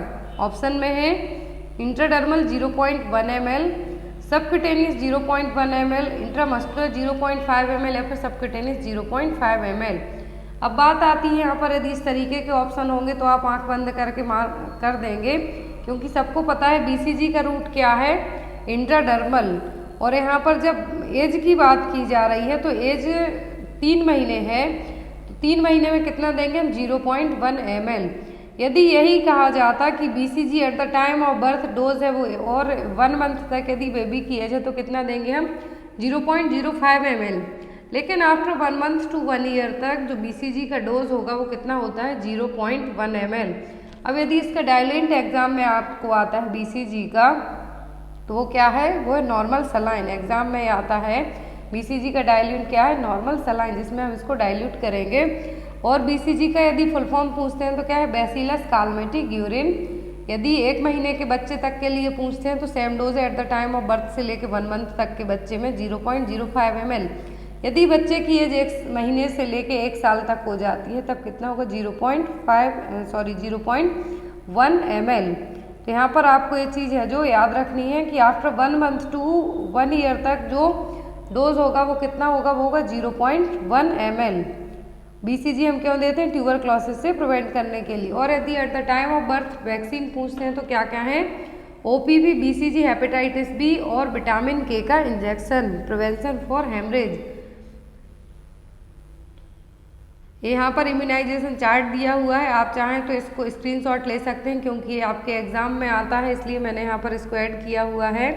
तो BCG यदि आपको एग्जाम में आती है तो only eight the time of birth से लेके 1 ईयर तक ही दी जाती है। यदि आपके क्लिनिक पे कोई बच्चा आता है एज 1 साल से ज़्यादा है, उसको प्रीवियस BCG वैक्सीन नहीं लगी है, तब यदि 1 साल से ज़्यादा एज है तो आप उसको BCG एडमिनिस्टर नहीं कर सकते हैं। ये चीज़ आपको याद रखनी है। अपर लेफ्ट आर्म में है एडमिनिस्टर की जाती है। हेपेटाइटिस B और OPV ये तीनों क्या हैं, at the time of birth दी जाती हैं। तो यहाँ पर यदि हेपेटाइटिस B का बर्थ डोज पूछते हैं तो बर्थ विदिन 24 आवर, डिलीवरी होने से लेके 24 आवर तक इसको दिया जा सकता है। 0.5 ml इंट्रामस्कुलर रूट से anterior lateral side of mid thigh, जो कि लेफ्ट साइड में दिया जाएगा। पेंटावैलेंट, तो पेंटावैलेंट में 5 वैक्सीन इंक्लूड होंगी। DPT तो diphtheria, pertussis, tetanus, hepatitis B and HIV। अब यदि पेंटावैलेंट वैक्सीन का फर्स्ट, सेकंड, थर्ड डोज होता है, 3 डोज होते हैं इसके, तो 6 week, 10 week, 14 week, every 4 week के गैप से दी जाती है। यदि आपको बेसिकली आपके क्लिनिक में कोई आता है वैक्सीनेशन के लिए तो आपको भी ये पता होना चाहिए। तो पेंटावैलेंट में 5 वैक्सीन इंक्लूड है, इंट्रामस्कुलर रूट से दी जाती हैं, 0.5 ml डोज होता है और जो 6, 10, 14 वीक्स के एज ग्रुप में दी जाती हैं। नेक्स्ट है यहाँ पर फ्रैक्शनल IPV और इनएक्टिवेटेड पोलियो वैक्सीन, तो ये 6 एंड 14 वीक्स में दिया जाता है। 1 साल की एज तक ही इसको हम दे सकते हैं। मैक्सिमम एज पूछे तो 0.1 ml intradermal. Rotavirus oral दी जाती है, जब पेंटावैलेंट दी जाती है तो उसी के साथ में रोटा वायरस भी दी जाती है। 6, 10 और 14 वीक्स की एज में ओरल दी जाती है, 5 ड्रॉप दी जाती हैं। याद रखना है यदि ओरल पोलियो वैक्सीन की ड्रॉप पूछें तो 2 बूंद जिंदगी की, हिंदी में आपको ये याद जरूर होगा, 2 बूंद जिंदगी की, 2 ड्रॉप्स। यदि रोटा वायरस पूछें तो रोटा वायरस डायरिया से प्रिवेंट करने के लिए दिया जाता है। 6, 10 एंड 14 वीक्स में, 1 साल तक की एज ग्रुप में ही ये दे सकते हैं। 5 बूंद इसकी ओरली दी जाती हैं। फिर आता है मीजल्स, तो मीजल्स का फर्स्ट डोज दिया जाता है जब पूरे 9 महीने कंप्लीट हो जाएं। कब, at the 9 month completed and 12 month. 5 साल तक की एज तक हम इसको दे सकते हैं। 0.5 ml दिया जाता है सबक्यूटेनियस रूट से। याद रखना है आपको, जैपनीज एंसेफ्लाइटिस और मीजल्स ये दोनों सबक्यूटेनियस रूट से दिए जाते हैं।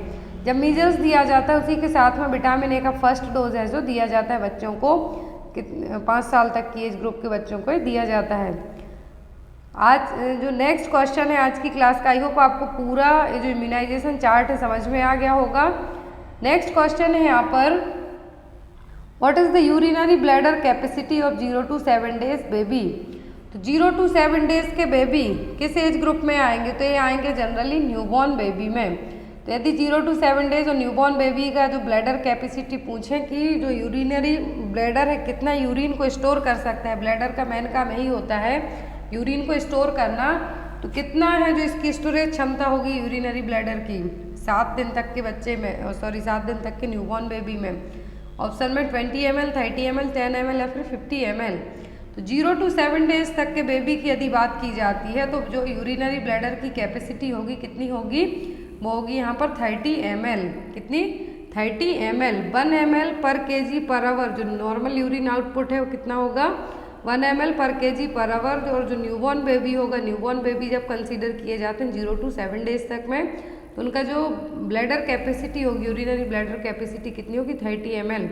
यदि एडल्ट की पूछते हैं आफ्टर 18 ईयर्स, याद रखना है आपको आफ्टर 18 ईयर्स से लेके 65 ईयर तक, 65 साल तक, जब तक हम बूढ़े नहीं हो जाते 65 तक, तब तक एडल्ट पीरियड में रहेंगे, तो उस टाइम पर ब्लैडर की कैपेसिटी कितनी होती है? 600 से 800 ml। नेक्स्ट क्वेश्चन है यहाँ पर, total lung capacity in a newborn is. तो न्यूबॉर्न की जो टोटल लंग कैपेसिटी होती है कितनी होती है? 100 ml, 350 ml, 500 ml या फिर 150 ml। ये क्वेश्चन एग्जाम में आया हुआ है, आई थिंक CHO के एग्जाम में आया है इसी साल। तो नॉर्मल कैपेसिटी होती है न्यूबॉर्न बेबी की, लंग कैपेसिटी वो कितनी होती है? 150 ml। Next one is, what formula is use to child drug dose calculation. अब बच्चे का जो ड्रग डोज कैलकुलेशन है उसके लिए कौन सा फॉर्मूला यूज़ किया जाता है?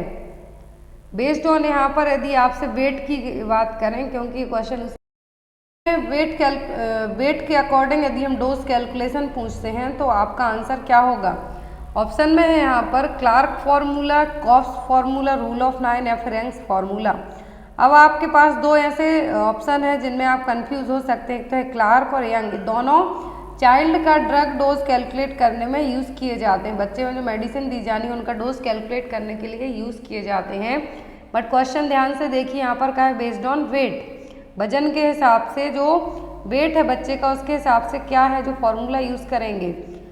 कॉप्स फार्मूला है जो कि ब्लैडर कैपेसिटी को मेजर करने के लिए बच्चों में यूज़ किया जाता है, चिल्ड्रंस में, जिनकी एज 1 ईयर से ज़्यादा हो उनमें। रूल ऑफ 9 बर्न के जो बॉडी सरफेस एरिया उसके लिए यूज़ किया जाएगा। तो अब यहाँ पर बचते हैं दो ऑप्शन। तो जो सबसे ज़्यादा यूज़ किया जाता है चाइल्ड का जो ड्रग है डोज कैलकुलेट करने के लिए वो एक क्लार्क फार्मूला, और एक किस बेस पर काम करता है? वेट पर। बच्चों में मेडिसिन है जो जनरली वेट के हिसाब से है जो दी जाती हैं। तो यहाँ पर जो बच्चे का डोज है, फ्राइड्स रूल जनरली इन्फेंट जिनकी एज 1 ईयर से कम हो उनमें यूज़ किया जाता है, लेकिन जिनकी एज ईयर्स में हो, साल में हो, तो यहाँ पर कौन सा रूल यूज़ करते हैं हम? यंग रूल और क्लार्क रूल। लेकिन क्लार्क रूल सबसे ज़्यादा यूज़ किया जाता है क्योंकि किसी बच्चे की एज क्या होगी? मान लीजिए किसी बच्चे की एज 8 साल है लेकिन उसका वेट क्या है? कम है, तो इसके हिसाब से उसको जो मेडिसिन देंगे वो भी उसी टाइप से एडजस्ट की जाएगी। तो वही है यहाँ पर कि क्लार्क रूल क्या है? सबसे ज़्यादा कॉमनली यूज़ किया जाता है, और जो फ्राइड्स रूल इन्फेंट को का जो ड्रग डोज है उसको कैलकुलेट करने के लिए यूज़ किया जाता है। फिर यहाँ पर एक और है ऑप्शन में Koff's formula. Koff's formula that is used for measure the bladder capacity of children. तो बच्चों की ब्लैडर कैपेसिटी को नापने के लिए यूज़ किया जाएगा। अब यहाँ पर ब्लैडर कैपेसिटी किस तरीके से नापेंगे हम? Age in years +2। मान लीजिए आपके बच्चे की एज 8 साल है या फिर 10 साल है, उसमें आपको 2 जोड़ना है, तो 8 और 2 जितने होंगे वो × 30। तो यहाँ पर आपको पूरा क्या करना है? देन आफ्टर द कैलकुलेट करना है।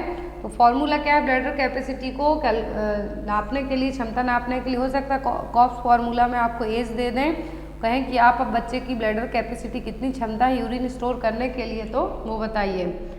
नेक्स्ट है यहाँ पर, in a child with mild hemophilia A the factor 8 levels is. तो जनरली हीमोफीलिया क्या है? एक ब्लीडिंग डिसऑर्डर है, तो जिसमें कहा है कि माइल्ड हीमोफीलिया ए है, फैक्टर 8 है, जो लेवल कितना होगा? ऑप्शन में 5 to 50%, लेस देन 1%, 50 to 60% या फिर 1 to 5%। तो यदि हीमोफीलिया की बात करें तो किन क्लॉटिंग फैक्टर की डेफिशिएंसी के कारण होता है? 8 और 9। तो यहाँ पर हीमोफीलिया ए में जो फैक्टर 8 है इसका लेवल कितना होगा? जब माइल्ड हीमोफीलिया हुआ हो तब लेवल होगा माइल्ड में कितना? 5 to 50%। अब इस टेबल से आप इजीली समझ सकते हैं कि नॉर्मली यदि हम बात करते हैं तो नॉर्मल रेंज कितनी होती है?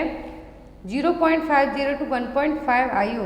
लेकिन यदि माइल्ड हीमोफीलिया आपसे कहा जाता है कितना होगा? 5 से 40%। यहाँ पर ऑप्शन में देखिए आपको क्या है जो 5 to 40% दिख रहा है, तो ऑप्शन के अकॉर्डिंग जाते हैं तो क्या आंसर होगा? ये 5 to 50%, क्योंकि जो नॉर्मल फैक्टर है यहाँ पर 50 से 150% होंगे, लेकिन यदि जब यही क्या होंगे हीमोफीलिया ए में क्या होगा? क्लॉटिंग फैक्टर 8 की कमी होगी, डेफिशिएंसी होगी, तो कितना होगा? 5 to 40% यहाँ पर कंसीडर किया जाएगा। मॉडरेट में 1 to 5%। एक और ऑप्शन है यहाँ पर जो लास्ट में है, क्या है? मॉडरेट हीमोफीलिया ए के लिए है, और इसमें कितना लेवल होगा? फैक्टर 8 का तो होगा 1 to 5%, जो कि कितना होना चाहिए 0.01 to 0.05 IU। अब यहाँ पर सीवियर हीमोफीलिया आता है, तो सीवियर हीमोफीलिया में क्या होगा लेस देन 1%। यदि सीवियर हीमोफीलिया पूछे तो लेस देन 1%। अब यहाँ पर नॉर्मल फैक्टर क्या है और जो एबनॉर्मेलिटी है वो क्या है, वो आप इस टेबल को चाहें तो स्क्रीनशॉट लेके रख सकते हैं जिससे आपको याद रहे। Next one is which vaccine stored at the freezer compartment of refrigerator. तो रेफ्रिजरेटर के फ्रीजर कंपार्टमेंट में कौन सी वैक्सीन स्टोर की जाएगी, OPV, BCG, मीजल्स या फिर MMR। तो जो वैक्सीन क्या है फ्रीजर कंपार्टमेंट में रखी जाएगी वो क्या है OPV वैक्सीन, क्योंकि ये बहुत ही ज़्यादा हीट सेंसिटिव वैक्सीन है। क्या है, हीट सेंसिटिव वैक्सीन है, इसीलिए OPV को क्या किया जाएगा फ्रीजर कंपार्टमेंट में स्टोर करके रखा जाएगा। नेक्स्ट वन इज एक क्वेश्चन और आपको आता है, सबसे ज़्यादा मोस्टली हीट सेंसिटिव वैक्सीन कौन सी है, तो वो oral polio vaccine. Next one is dose and route of administration of rota virus vaccine. तो रोटा वायरस वैक्सीन का कितना डोज और किस रूट से है जो एडमिनिस्टर किया जाता है। ऑप्शन में यहाँ पर 2 drops oral, 5 drops oral, 10 drops oral या फिर 1 ml इंट्रामस्कुलर। तो ये क्वेश्चन मैंने आपको जस्ट अभी बताया है कि जो रोटा वायरस वैक्सीन है डायरिया से प्रिवेंट करने के लिए दी जाती है, और इसके यदि डोज की बात की जाती है तो कितनी दी जाती है 5 drops orally. 2 drops oral OPV दिया जाता है, बट 5 ड्रॉप्स ओरली क्या दिया जाता है रोटा वायरस वैक्सीन। अब रोटा वायरस वैक्सीन की 2 तरीके की वैक्सीन आती है, एक तो होता है रोटाटेक, दूसरा रोटारिक्स। तो रोटाटेक और रोटारिक्स में एक बेसिक सा डिफरेंस है, वो डिफरेंस ये है कि जो रोटाटेक है जनरली 3 बार दी जाती हैं, इसके 3 डोज होते हैं 2, 4 एंड 6 मंथ में। बट जो रोटारिक्स होती हैं इसके 2 डोज होते हैं 2nd एंड 4th मंथ में दी जाएंगी, दोनों ओरली ही दी जाएंगी। यदि इनकी रूट पूछें तो ओरल है, बट इसका जो बेसिक डिफरेंस है वो यही है कि जो रोटाटेक है इसके 3 डोज होते हैं, रोटारिक्स के 2 होते हैं। रोटाटेक 5 ह्यूमन बोबिन रिएस्टोरेंट इनका कंपोजिशन है, लेकिन जो सिंगल ह्यूमन रोटा वायरस किसका है रोटारिक्स का। बोबिन रोटा वायरस रोटाटेक का कंपोजिशन है, सॉरी जेनेटिक फ्रेमवर्क है, और ह्यूमन रोटा वायरस किसका है रोटारिक्स का। Next one is after which age BCG vaccine should not be given. तो क्वेश्चन मैंने आपको अभी बताया कि BCG वैक्सीन कितने साल के बाद हम नहीं दे सकते, बच्चे की एज कितनी हो जाए कि तब हम BCG उसको हम नहीं दे सकते हैं। तो ऑप्शन में है यहाँ पर 6 मंथ, 1 ईयर, 2 ईयर या फिर 5 ईयर। तो जस्ट मैंने आपको अभी बताया है कि जो BCG वैक्सीन है 1 ईयर की एज तक ही दी जाती है, आफ्टर द 1 ईयर BCG हम नहीं दे सकते। Next one is which of the following pair of disease is caused by virus. तो वायरस से कौन सी डिसीज होगी, rabies, mumps, AIDS, syphilis, typhoid tetanus, cholera या फिर ट्यूबरक्लोसिस। तो यहाँ पर जो क्या है वायरस डिसीज का कॉज है, तो पेयर पूछा है, जोड़ी पूछी है, वो यहाँ पर रेबीज और मम्स। क्या है, रेबीज और मम्स दोनों वायरल है। बाकी एड्स HIV वायरस से होगा, सिफिलिस ट्रिप्नोमा पैलिडियम नाम के बैक्टीरिया से होगा, टाइफाइड किससे होगा साल्मोनेला टाइफी से होगा, टिटनस किससे होगा क्लोरेस्टिडियम टिटेनी नाम के बैक्टीरिया से, कोलेरा होगा विब्रियो कोलेरा बैक्टीरिया से, और TB होगा माइकोबैक्टीरियम ट्यूबरक्लोसिस से। तो यहाँ पर सभी के कॉजेटिव एजेंट रहे, और जो पेयर है सही पेयर वो क्या है rabies and mumps. Next one is BIA is used to. तो BIA का यहाँ पर क्या यूज है, BIA का फुल फॉर्म होता है visual inspection with acetic acid. क्या है, visual inspection with acetic acid. इसका यूज किसके लिए होगा, diagnose the oral cancer, treat the lung cancer, radiation therapy for intestinal cancer या फिर स्क्रीनिंग फॉर सर्वाइकल कैंसर। तो BIA का जो फुल फॉर्म है visual inspection with acetic acid है, और BIA किसके लिए यूज होता है सर्वाइकल कैंसर की स्क्रीनिंग के लिए, जो कि एक सिंपल और इनएक्सपेंसिव टेस्ट है जिसमें प्री कैंसरस लीजन्स को फाइंड आउट किया जाता है। तो यहाँ पर आपका आंसर क्या होगा, screening for cervical cancer. Next one is maternal death means death of pregnant women. एक क्वेश्चन आपको एग्जाम में आता है, मैटरनल डेथ कब कंसीडर की जाएगी, जब प्रेग्नेंट वुमेन की डेथ कब हो जाए, from conception till 28 days of delivery, from conception till 30 days of delivery, from conception till 42 days of delivery, of death only during the labor। तो अब maternal death, maternal mortality rate है जो consider की जाती है कब, जो किसी भी फीमेल की डेथ कंसीव करने से लेके 6 वीक तक, जो परपीरियम पीरियड होता है जिसको हम क्या कहते हैं, परपीरियम पीरियड कितने दिन का होता है, 6 वीक का होगा या 42 डेज का होगा। तो डेथ हो जाना कंसेप्शन से लेके, कंसीव करने से लेके 42 दिनों की डिलीवरी के बाद तक भी डेथ हो जाना, वो क्या कहलाएगा, मैटरनल डेथ। और 1 लाख यहाँ पर यदि डिनोमिनेटर है जो यूज़ किया जाता है तो क्या है denominator, 1 lakh. Next one is A child is severe acute malnutrition SAM if MUAC made upper arm circumferences। तो SAM की कंडीशन बच्चे को कब है जो कंसीडर की जाएगी, सीवियर एक्यूट मालन्यूट्रिशन की कंडीशन बच्चे में कब कंसीडर की जाएगी, जब MUAC कितना हो, less than 12.5 centimetre, less than 11.5 centimetre, between 12.5 centimetre to 13.5 centimetre. तो बच्चे में क्या है, सीवियर एक्यूट मालन्यूट्रिशन है जो कब कंसीडर किया जाएगा, जब मिड अपर आर्म सरकमफेरेंस कितना हो, 11.5 सेंटीमीटर से भी कम। क्या है यहाँ पर, 11.5 सेंटीमीटर से भी कम है MUAC, तब हम इसको क्या कहेंगे, सीवियर एक्यूट मालन्यूट्रिशन। यदि यहाँ पर ग्रीन होता है तो MUAC मोर देन 13.5 सेंटीमीटर होगा नॉर्मली, और यदि येलो है तो 12.5 टू 13.5 जो कि border line of bastard, that means बच्चा बहुत ज़्यादा माल नरिश्ड है, तो कितना होगा, 12.5 सेंटीमीटर। और इसको नापने के लिए जो स्केल यूज़ की जाती है वो क्या है, साकिर टेप। ये आपको रेड येलो ग्रीन टाइप से एक बैंड जैसे दिख रहा है, क्या है, साकिर टेप, जो कि MUAC चेक करने के लिए यूज़ किया जाता है। Next one is all are true for dysentery except. तो डिसेंट्री को लेके सभी पॉइंट सही है किसी एक को छोड़कर। Presence of blood in stool, increase frequency of motion, tenesmus या फिर presence of bombs in stool. तो यहाँ पर डिसेंट्री के फीचर सब हैं किसी एक को छोड़कर, तो जो नहीं है वो क्या है, वॉर्म्स का प्रेजेंट होना, स्टूल में किसका प्रेजेंट होना, वॉर्म्स का। Next one is dose of vitamin A given along with measles vaccine for a child of 16 months. तो 16 महीने यदि बच्चे की एज कितनी हो, 16 मंथ हो, तो मीजल्स वैक्सीन के साथ विटामिन ए का कितना डोज दिया जाता है। स्टार्टिंग में मैंने पढ़ा है कि जब बच्चे की एज 9 साल हो जाती है तो उसी के साथ में ओरल रूट से क्या दे दिया जाता है, विटामिन ए। विटामिन ए का 16 महीने की एज ग्रुप में क्या है जो डोज होना चाहिए, 0.5 लाख आयु, 1 लाख आयु, 2 लाख, 2.5 लाख। तो डोज होगा वो कितना हो, 2 लाख आयु। यदि यहाँ पर क्या कहते, लेस देन 6 मंथ एज कहते तो 50,000। ये चीज़ बहुत ही इंपॉर्टेंट है। 6 महीने से कम एज कहते तो 50,000, 6 महीने से 12 महीने 1 साल तक कहते तो 1 लाख। लेकिन जब यहाँ पर एज कितनी रखी जाती है, 16 महीने, दैट मीन्स बच्चा कितना है, 1 ईयर 4 मंथ का है, तब कितना डोज देंगे हम, 2 लाख। मोर देन 12 मंथ हो जाता है तो 2 lakh. Next one is which among the following virus is responsible for most incidence of common cold. तो कॉमन कोल्ड के लिए कौन सा वायरस है जो रिस्पॉन्सिबल होगा, राइनो, T4, MSZ या फिर सीमियंस वायरस। तो यहाँ पर जो इंसिडेंस सबसे ज़्यादा जो केसेस आते हैं कॉमन कोल्ड के, रनिंग नोज के, किससे आते हैं, राइनो वायरस से, जो कि सिंगल स्ट्रैंड RNA वायरस है। यहाँ पर what should be applied over umbilical cord. तो अम्बलाइकल कॉर्ड के ऊपर क्या लगाया जाएगा, स्प्रेड, बीटाडीन, एंटीबायोटिक ऑइंटमेंट या फिर नथिंग। तो अम्बलाइकल कॉर्ड के ऊपर कुछ भी आपको नहीं लगाना है, विदिन 1 वीक के अंदर ही अपने आप फॉल डाउन हो जाएगी बेबी से। यहाँ पर आपका आंसर क्या आएगा, नथिंग। आप चाहें तो इसको मॉइस्चर रखने के लिए क्या कर सकते हैं, कोकोनट ऑयल यूज़ कर सकते हैं, बट कुछ ना भी लगाएं तब भी इसकी कोई ज़रूरत नहीं होगी। तो यहाँ पर आपका आंसर क्या होगा, nothing. Next is which of the following is included in open vial policy.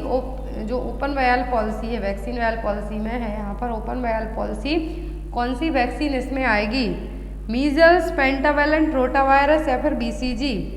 जो वैक्सीन यहाँ पर ओपन वायल पॉलिसी को फॉलो करेगी वो कौन सी है, तो वो है यहाँ पर पेंटावेलेंट वैक्सीन। क्या है यहाँ पर ओपन वायल पॉलिसी किस पर एप्लीकेबल होती है, DPT, hepatitis B, tetanus, oral polio vaccine, haemophilus influenza type B। अब यदि आपको एग्जाम में क्वेश्चन आता है ये ओपन वायल पॉलिसी किस पर एप्लीकेबल है, यदि पेंटावेलेंट वैक्सीन आपके सामने ना हो, DPT लिखा हो तो उसको मार्क कर सकते हैं, TT हो तो उसको मार्क कर सकते हैं, ओरल पोलियो वैक्सीन है उसको मार्क कर सकते हैं, या फिर हीमोप्लस इन्फ्लुएंजा टाइप बी हो तो आप उसको भी मार्क कर सकते हैं। ये सभी क्या है यहाँ पर ओपन वायल पॉलिसी को फॉलो करेंगे। और जिन वैक्सीन पर ओपन वायल पॉलिसी है जो एप्लीकेबल नहीं होगी वो क्या है, measles, BCG, Japanese encephalitis. Next one is what is the possible cause of cold source from the following option. तो इनमें से कोल्ड सोर्स होने के मोस्ट कॉमन ऑप्शंस क्या होंगे, कॉज क्या होंगे, रीजन क्या होगा। Contact with the fecal of infected people और pets, kissing, drinking contaminated water, या eating rotten food.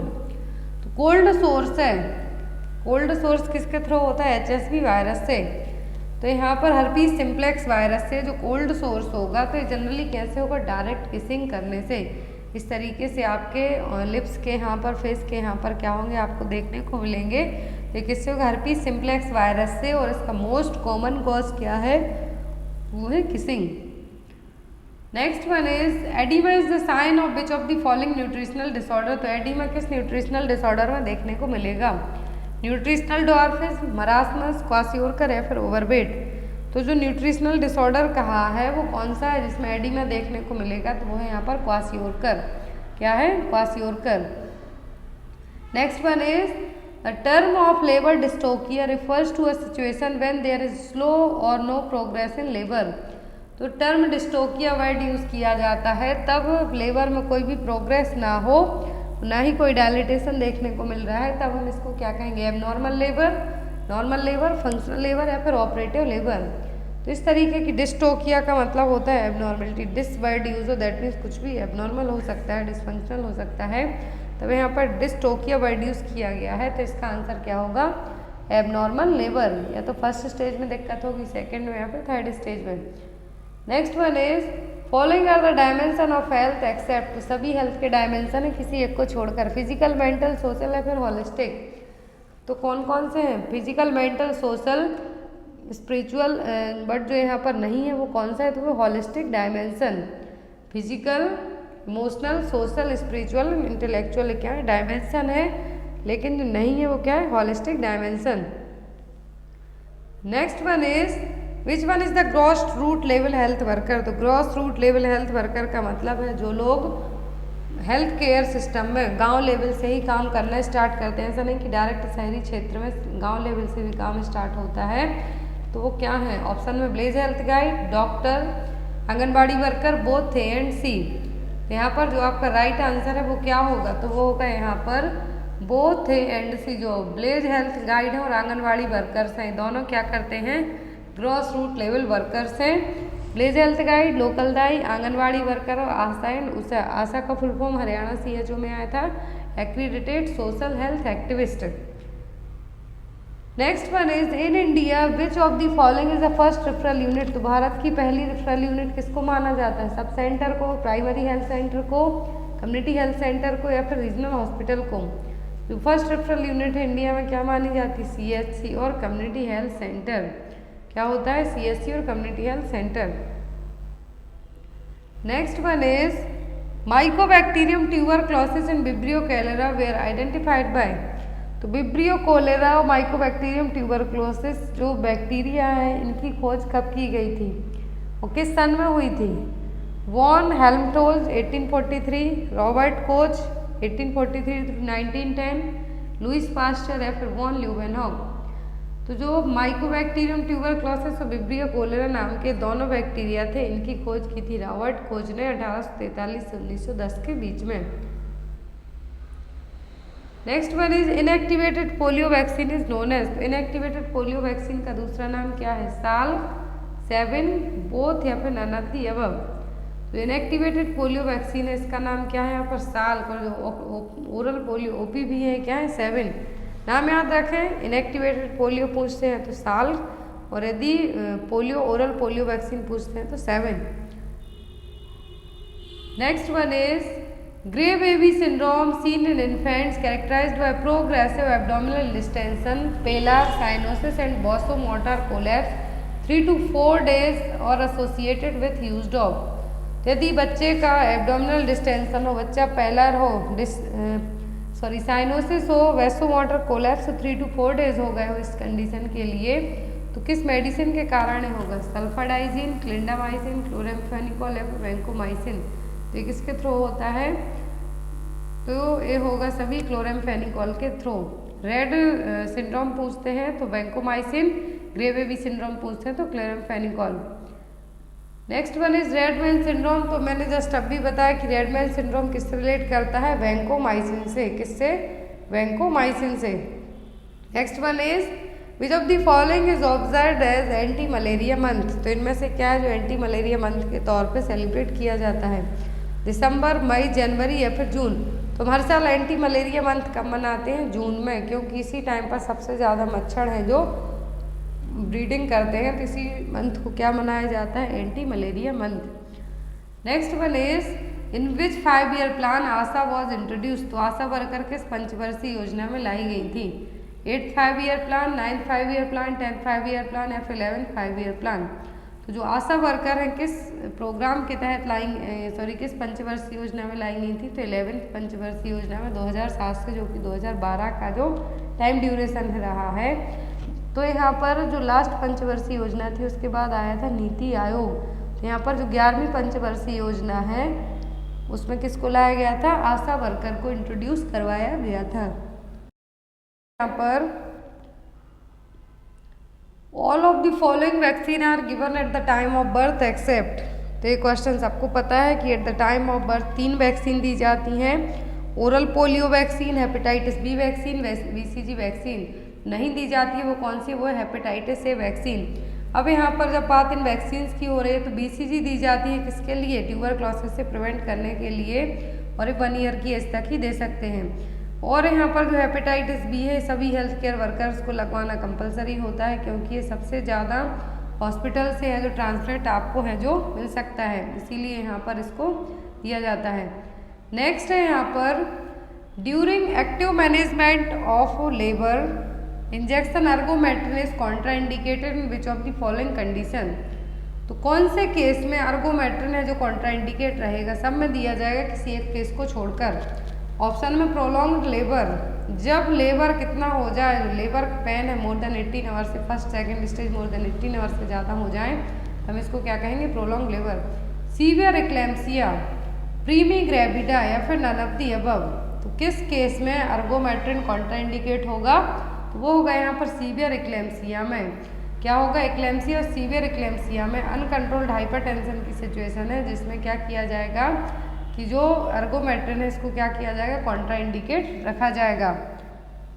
Next one is which of the following are the characteristics feature of Braxton Hicks contraction. तो इनमें से Braxton Hicks contraction कौन से हैं? Irregular, infrequent and painless, rhythmic, frequent and painless, non rhythmic, intermittent and painful, regular, continuous and painful. तो Braxton Hicks contraction इसको false labour pain भी कहा जाता है। तो कौन से फीचर हैं वो? तो वह इरेगुलर, इनफ्रीक्वेंट एंड पेनलेस, जो क्या है? फॉल्स लेबर पेन है, जिसको हम क्या कहेंगे? Braxton Hicks contraction. जो ट्रू लेबर पेन के साइन होते हैं उसमें यूट्राइन कॉन्ट्रैक्शन रेगुलर रहेंगे, जो पैटर्न है उसको फॉलो करेंगे, फ्रिक्वेंसी बढ़ेगी धीरे धीरे, और क्या होंगे? प्रोग्रेसिव होंगे, और यहाँ पर लास्ट लॉन्गर भी आएंगे, और आपको बहुत ही ज़्यादा है जो पेन होगा, चाहे आप लेट जाएं, बैठ जाएं, उठ जाएं, कुछ भी करें तब भी। Next one is name the condition in which the gravid uterus exerts aortocaval compression when the pregnant mother lies on her back. तो ऐसी कंडीशन का नाम बताना है जब ग्रेविड यूट्रस क्या हो जाए? कंप्रेशन के कारण प्रेग्नेंट मदर में यदि आप लेट जाते हैं, सीधे लेट जाते हैं स्ट्रेट, तो आपके लिए जो एक्सर्शन होगा वो क्या कहलाएगा? Supine hypotension syndrome, fetal compression syndrome, superior vena cava syndrome या फिर लेफ्ट आर्टरियल कंप्रेशन। तो जब कोई भी प्रेग्नेंट मदर ग्रेविड यूट्रस क्या होगी? ऑटोकेबल कंप्रेशन के कारण क्या होगी? एक्सर्ट होगी, तो वो सिचुएशन क्या कहलाएगी? Supine hypotension syndrome. इसीलिए प्रेगनेंसी में कहा जाता है लेफ्ट साइड लेटने के लिए एज कम्पेयर टू सीधा स्ट्रेट के। एक क्वेश्चन है, इसका आंसर आप लोग देंगे, ऑलरेडी मैंने कई बार पढ़ाया है और भी आपको इसके बारे में एक्सप्लेन कर देंगे। क्वेश्चन है which of the following is an indicator of fetal lung maturity. तो फीटल लंग मैच्योरिटी के लिए कौन सा इंडिकेटर है? LS ratio, SD ratio, palpability index या फिर रेजिस्टेंस इंडेक्स। तो यहाँ पर जो नॉर्मली LS रेशियो होता है वो होता है 2.0 टू 2.5 तक। लेकिन अब आपको बताना है कि फीटल लंग मैच्योरिटी के लिए जो रेशियो है वो क्या है, LS रेशियो है, SD रेशियो है, पल्पेबिलिटी इंडेक्स है, फिर रेसिस्टेंस इंडेक्स है। इसका आंसर आप लोग कमेंट बॉक्स में बताना, जो नेक्स्ट क्लास होगी उसमें इसका आंसर आपको बताया जाएगा। मोस्ट इम्पॉर्टेंट थिंग, मैंने आज ही आपको वोटिंग इंडेक्स में एक क्वेश्चन ऐड किया है कि आपका जो नेक्स्ट टॉपिक होगा उसमें आप क्या पढ़ना प्रेफर करेंगे। गायनेकोलॉजी पढ़ेंगे 1 वीक तक, 1 वीक में जिसमें से 4 क्लास आपकी गायनेक की होंगी, कि आपको जो भी रिसेंट में नेशनल हेल्थ प्रोग्राम है वो चाहिए है, जो आपके एग्ज़ाम में आ सकते हैं, जो आपने अभी तक नहीं पढ़े हैं और जो आपको अभी तक कहीं भी अवेलेबल भी नहीं है, ओनली गवर्नमेंट की वेबसाइट है उन पर है, आपको किसी भी चैनल के थ्रू वो प्रोग्राम्स नहीं मिलेंगे। तो आप लोग कमेंट करके चीज़ ज़रूर बताएं कि आपका नेक्स्ट टॉपिक किस चीज़ पर आपको क्लास ली जाए। Thank you for watching us, और हमारी ऑफिशियल ऐप को डाउनलोड कीजिए जहाँ से आपको चैलेंजिंग क्विज मिलेंगे, पेपर्स मिलेंगे आपके NHM के लिए। Thank you. क्या होगा, LS ratio, lecithin sphingomyelin ratio. क्या है, लेसिथिन स्फिंगोमाइलिन रेशियो, जो कि यहाँ पर एक वैल्यू दी जाती है फीटल लंग मैच्योर है या नहीं, कितने से कम होगा या फिर ज़्यादा होगा, या फिर इस रेशियो को हम कैसे निकाल सकते हैं। तो फीटल लंग मैच्योरिटी के लिए क्या किया जाता है, एमनियोटिक फ्लूइड का स्पेसिमेन है जो कलेक्ट किया जाएगा, उसमें लेसिथिन स्फिंगोमाइलिन रेशियो चेक किया जाएगा। अब यदि जो एक रेफरेंस वैल्यू होती है यदि मोर देन 2.0 है, दैट मीन्स फीटल लंग क्या है, प्रॉपर मैच्योर है। लेकिन यदि यही जब असेसमेंट किया जाएगा तो जो LS ratio, lecithin sphingomyelin ratio कितना होता है, लेस देन 2.0 होगा, that means respiratory distress syndrome है जो बेबी को eight the time of delivery develop. Lecithin sphingomyelin value है और रेशियो है LS रेशियो जिसको हम कहेंगे। तो ये रेशियो फाइंड आउट करके क्या किया जाएगा, फीटल लंग मैच्योरिटी को है जो प्रेजेंट किया जाएगा। तो यदि यही LS रेशियो लेस देन 2.0 होता है, that means eight the time of delivery, baby deliver होने के टाइम पर बेबी को RDS रेस्पिरेटरी डिस्ट्रेस सिंड्रोम होने के चांसेस ज़्यादा रहेंगे। और यदि यही ratio LS ratio less than 1.5% होगा तो बेबी बहुत ही ज़्यादा हाई रिस्क होगा और उसको RDS डेवलप होने के फुली चांसेस होंगे।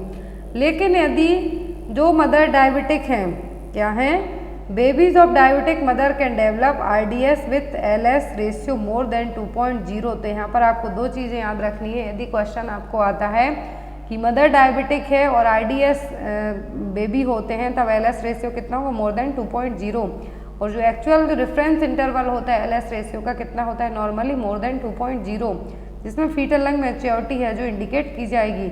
लेकिन जो डायबिटिक मदर होंगी उनमें LS रेशियो क्या होगा, ज़्यादा होगा एज कम्पेयर टू अदर के। तो यहाँ पर आपको जो नॉर्मल वैल्यू है और फीटल लंग मैच्योरिटी के लिए जो LS रेशियो लेसिथिन स्फिंगोमाइलिन है, तो क्या स्पेसिमेन कलेक्ट किया जाएगा, ब्लड लिया जाएगा, एमनियोटिक फ्लूइड लिया जाएगा, यूरिन ली जाएगी सैंपल के लिए, क्या होगा वो एमनियोटिक फ्लूइड। आज की क्लास का फर्स्ट क्वेश्चन है, Bandl's ring is also termed as.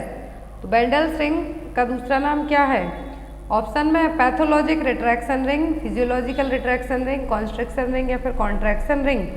बेंडेल्स ring है, इनका दूसरा नाम क्या है, इनको कहेंगे हम पैथोलॉजिकल यूट्राइन रिंग। क्या है, पैथोलॉजिकल यूट्राइन रिंग इस तरीके से रिप्रेजेंट रहेंगी जब लेबर के टाइम पर क्या होंगी, जो अपर कॉन्ट्रैक्टाइल सेगमेंट होगा और जो लोअर सेगमेंट होगा पार्चुरेशन के टाइम पर। पार्चुरेशन का मतलब चाइल्ड बर्थ, जब बेबी डिलीवर हो रहा हो उस टाइम पर क्या करेंगी, पैथोलॉजिकल रिंग है जो कि क्या करेंगी, कॉन्स्ट्रिक्शन लाएंगी, किसमें, अपर कॉन्ट्रैक्टाइल यूट्राइन सेगमेंट में और लोअर यूट्राइन सेगमेंट में जो कॉन्स्ट्रिक्शन होगा तो वो ये काम कौन करेंगी, बेंडेल्स रिंग और पैथोलॉजिकल यूट्राइन रिंग।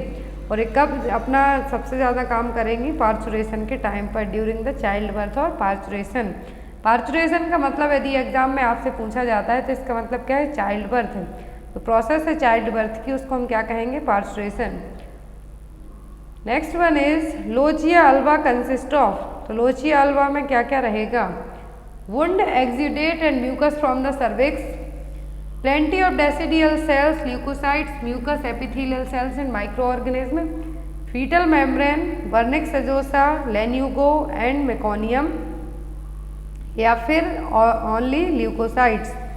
तो यहाँ पर लोचिया अल्वा क्या है, जो वेजाइनल डिस्चार्ज होता है आफ्टर डिलीवरी के बाद उसको हम क्या कहेंगे, लोचिया। अब ये 3 टाइप का होता है, lochia, Alva, serosa and rubra. तो सबसे लास्ट में आता है अल्वा। क्या आता है, लोचिया, अल्वा। और इसमें क्या क्या होगा, plenty of decidual cells, leucocytes, mucus, epithelial cells and micro organism. तो यहाँ पर आप किसको मार्क करेंगे, सेकेंड वन को। अब 3 टाइप्स का लोचिया होता है generally, vaginal discharge after delivery, it's known as the lochia. 3 type का होगा, रूब्रा, सेरोसा, अल्वा। तो पहले रूब्रा होगा जो कि डार्क रेड कलर का होगा, फिर होगा सेरोसा जो कि पिंकिश ब्राउन कलर का होगा। 4 to 10 स्टार्टिंग के जो आफ्टर डिलीवरी से लेके इनिशियल डे होते हैं 3 से 4 दिन तक लोचिया रूब्रा रहेगा जो कि डार्क रेड ब्लीडिंग होगी। सेरोसा में पिंकिश ब्राउन कलर का होगा क्योंकि इसमें वाइट ब्लड सेल्स होंगी, वुंड डिस्चार्ज होगा, प्लेसेंटल अदर टिश्यू होंगे, म्यूकस होगा।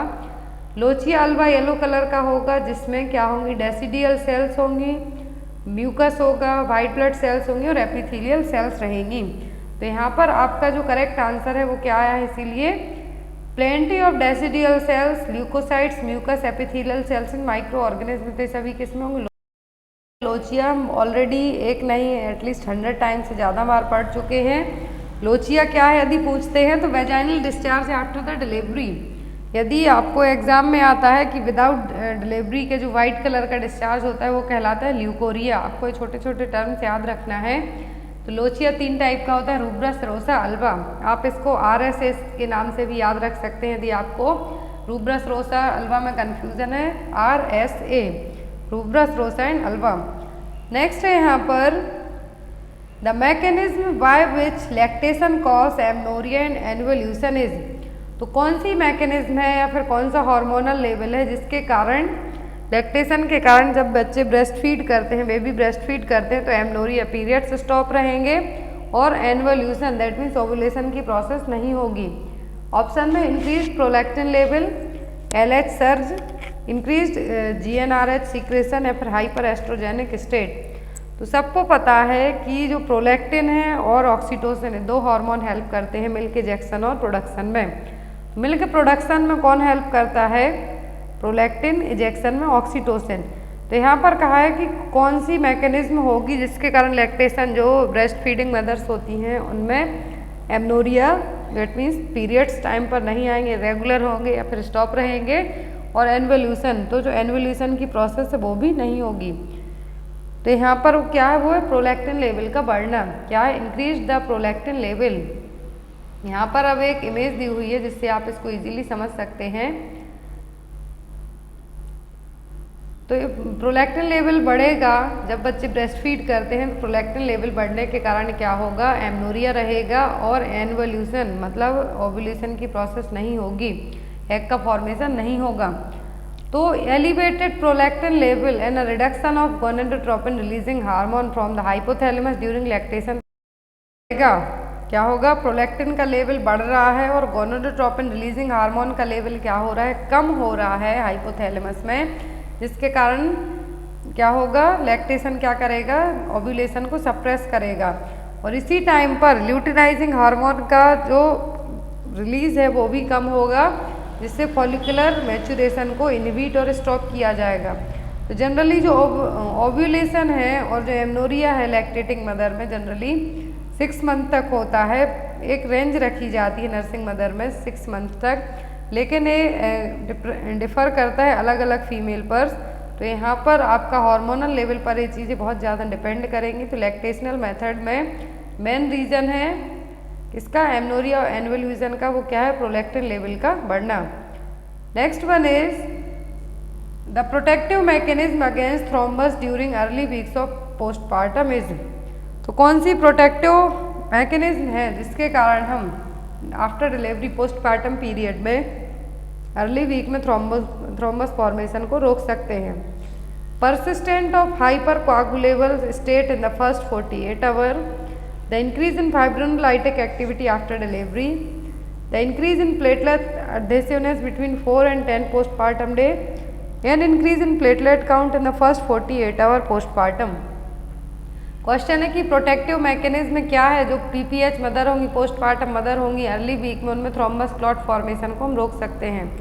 वो गए यहाँ पर increase the fibrinolytic activity after the delivery. इसका मतलब है कि आफ्टर द डिलीवरी आपको थोड़ा बहुत वॉक करना है, जिसके कारण हम फाइब्रिन डिपॉजिट को क्या कर सकते हैं, कम कर सकते हैं, अनवांटेड फाइब्रिन डिपॉजिट को, और जो क्लॉट का फॉर्मेशन है उसको भी रोक सकते हैं थ्रोम्बस फॉर्मेशन के लिए। तो यहाँ पर आप क्या करेंगे, the increase in fibrinolytic activity after the delivery. Next one is immediately after delivery the lower uterine segment.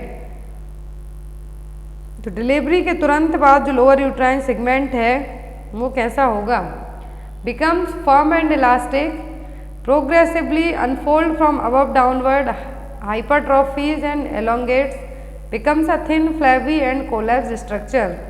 तो यहाँ पर after delivery lower uterine segment कैसा होगा, तो आफ्टर डिलीवरी के बाद लोअर यूट्राइन सेगमेंट होगा कैसा, थिन होगा, फ्लैबी होगा और कैसा होगा, कोलैप्स स्ट्रक्चर में होगा। तो यहाँ पर यूट्रस क्या करता है, जब बेबी डिलीवर हो जाता है उसके बाद यूट्रस क्या करना स्टार्ट करता है, सब इन्वोल्यूशन की प्रोसेस होती है, जिसमें जो रिप्रोडक्टिव ऑर्गन है मेनली क्या होते हैं, रिवर्ट बैक होते हैं अपनी नॉन प्रेग्नेंट स्टेज में। तो इस टाइम पर बेबी डिलीवर होने के बाद यूट्रस का शेप कैसा होगा, thin, flabby and collapse structure, क्योंकि जो यूट्रस है क्या होगी, बहुत फास्ट तरीके से कॉन्ट्रैक्शन आएंगे और श्रिंक होगी, सिकुड़ना स्टार्ट करेगी आफ्टर द चाइल्ड बर्थ। तो यहाँ पर जो बेली है इमीडिएटली श्रिंक डाउन नहीं होगी, धीरे धीरे होगी। आपको लगता है कि बेबी बाहर आया, आपका पेट तुरंत है जो क्या हो जाएगा, छोटा। जो पेट है आपका, जो एब्डोमेन है वो साइज कम होगी, लेकिन ओनली बेबी और प्लेसेंटा का वेट और जो एमनियोटिक फ्लूइड है उसके कारण, लेकिन बेली है आपका वो तुरंत श्रिंक डाउन नहीं होगा, इसमें आपको थोड़ा टाइम लगेगा। तो यहाँ पर इसीलिए जो टाइम पीरियड होता है वापस रिवर्ट होने, वो क्या कहलाता है, postpartum period. Next one is a health assessment revealed that a woman after an abortion has infection spread to her parametrium, fallopian tubes and ovary.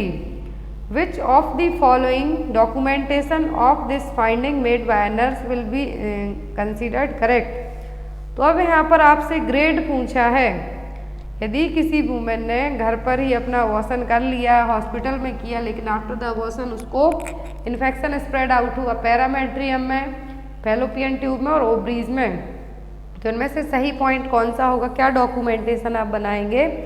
Option में grade first septic abortion, grade second septic abortion, grade third septic abortion या फिर grade sixth septic abortion.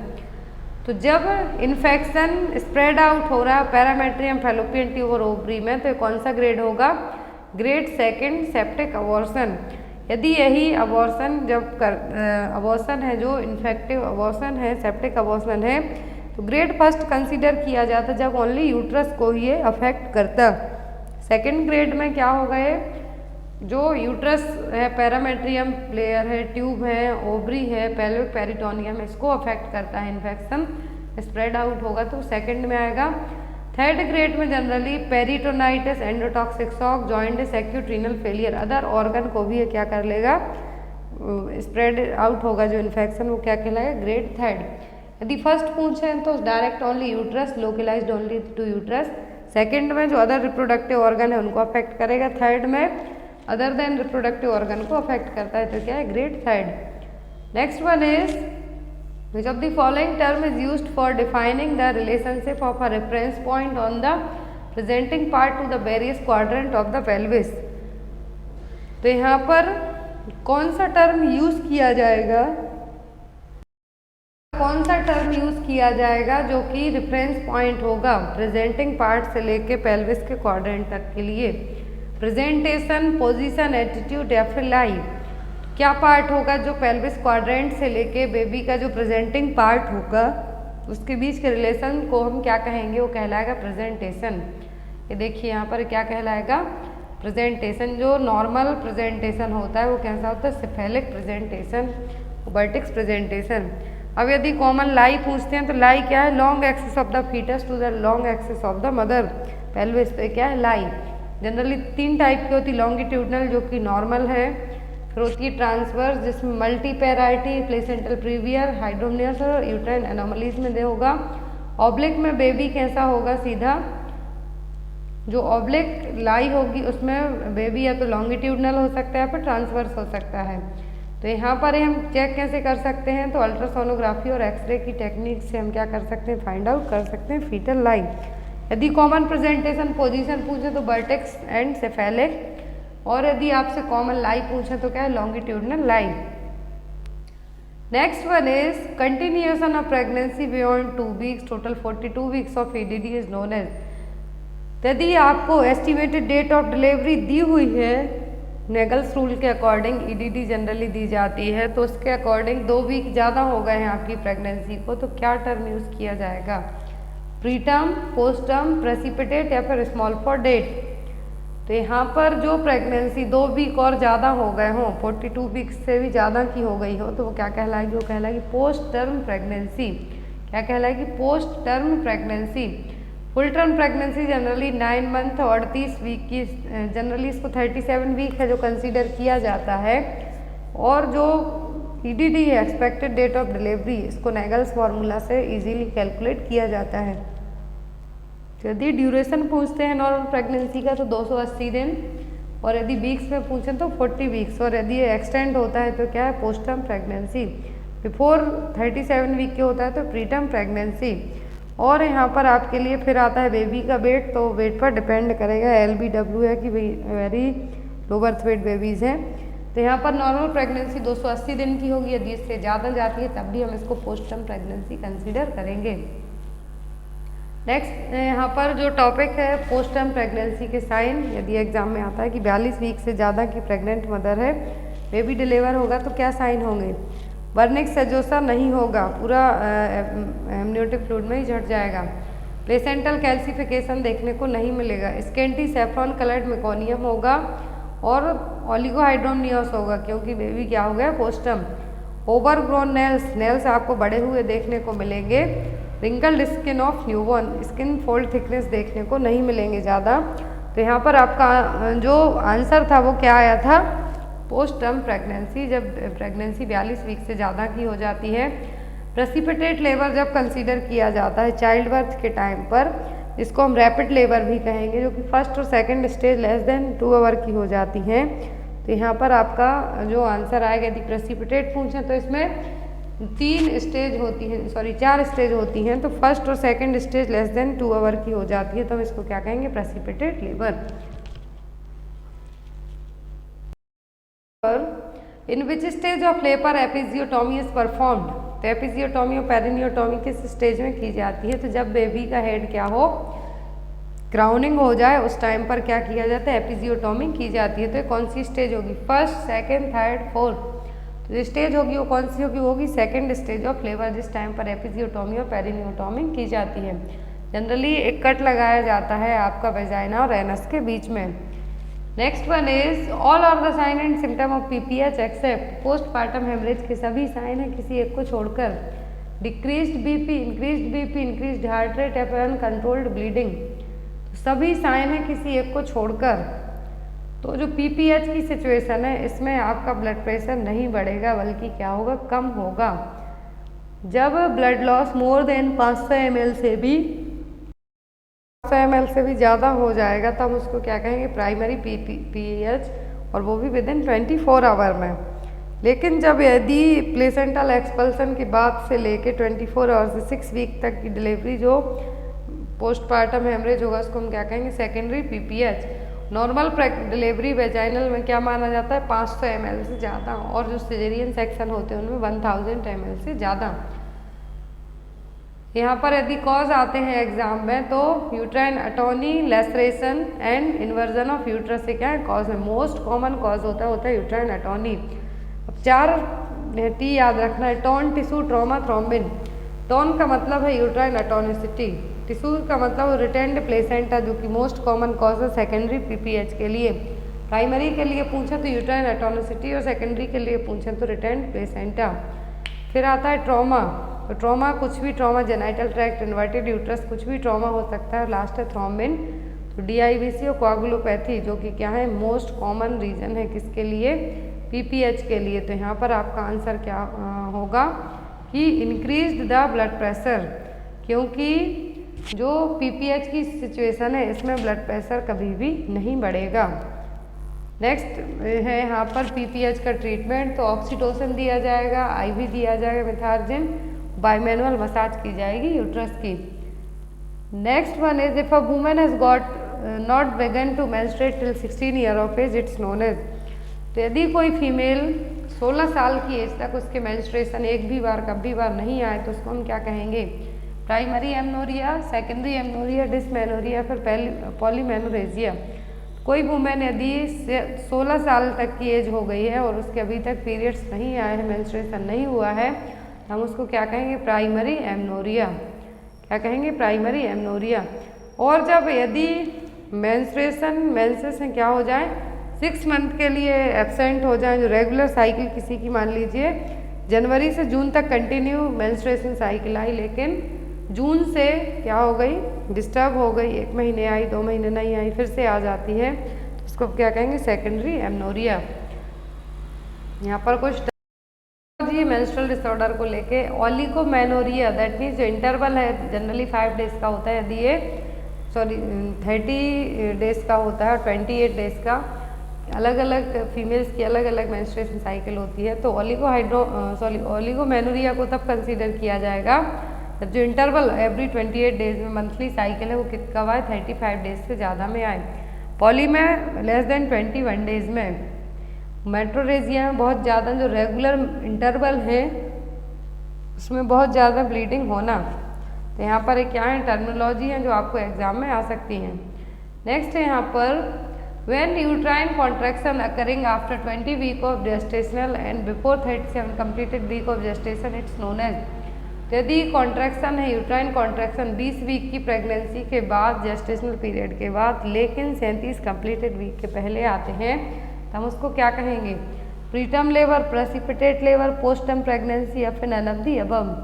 क्या terminology use की जाएगी कि pregnancy कितनी है? 20 week का जेस्टेशनल पीरियड है, लेकिन 37 वीक कंप्लीट नहीं हुए हैं, तो टर्मिनोलॉजी यूज होगी वो क्या कहलाएगी? Preterm labour. क्या कहलाएगी? 37 कंप्लीट वीक नहीं हुए हैं, 20 वीक के बाद है, 23 वीक के बाद है, बट बिफोर 37 कंप्लीटेड वीक, तो क्या कहलाएगा? Preterm labour. Preterm labour term pregnancy कब कहलाती है? जब 39 से 40 वीक का बेबी हो। Early term 37 to 39 weeks. Late preterm होंगे जो बेबीज 34 से लेस देन 37 वीक के पहले ही डिलीवर हो गए हों। वेरी प्रीटर्म जो कि 28 से 32 वीक के पहले हो गए हों, जो 28 वीक के पहले ही डिलीवर हो गए, उनको क्या कहते हैं हम? Extremely prebirth babies. Next one is which kind of medication is use to postpone preterm labour. कौन सी मेडिसिन देके हम जो प्रीटर्म लेबर, जो डिलीवरी 37 वीक के पहले ही यदि लेबर पेन होने लगता है या लेबर पेन आते हैं, तो हम प्रीटर्म लेबर को क्या कर सकते हैं? पोस्टपोन कर सकते हैं, थोड़ा सा डिले कर सकते हैं। तो कौन सी मेडिसिन होगी?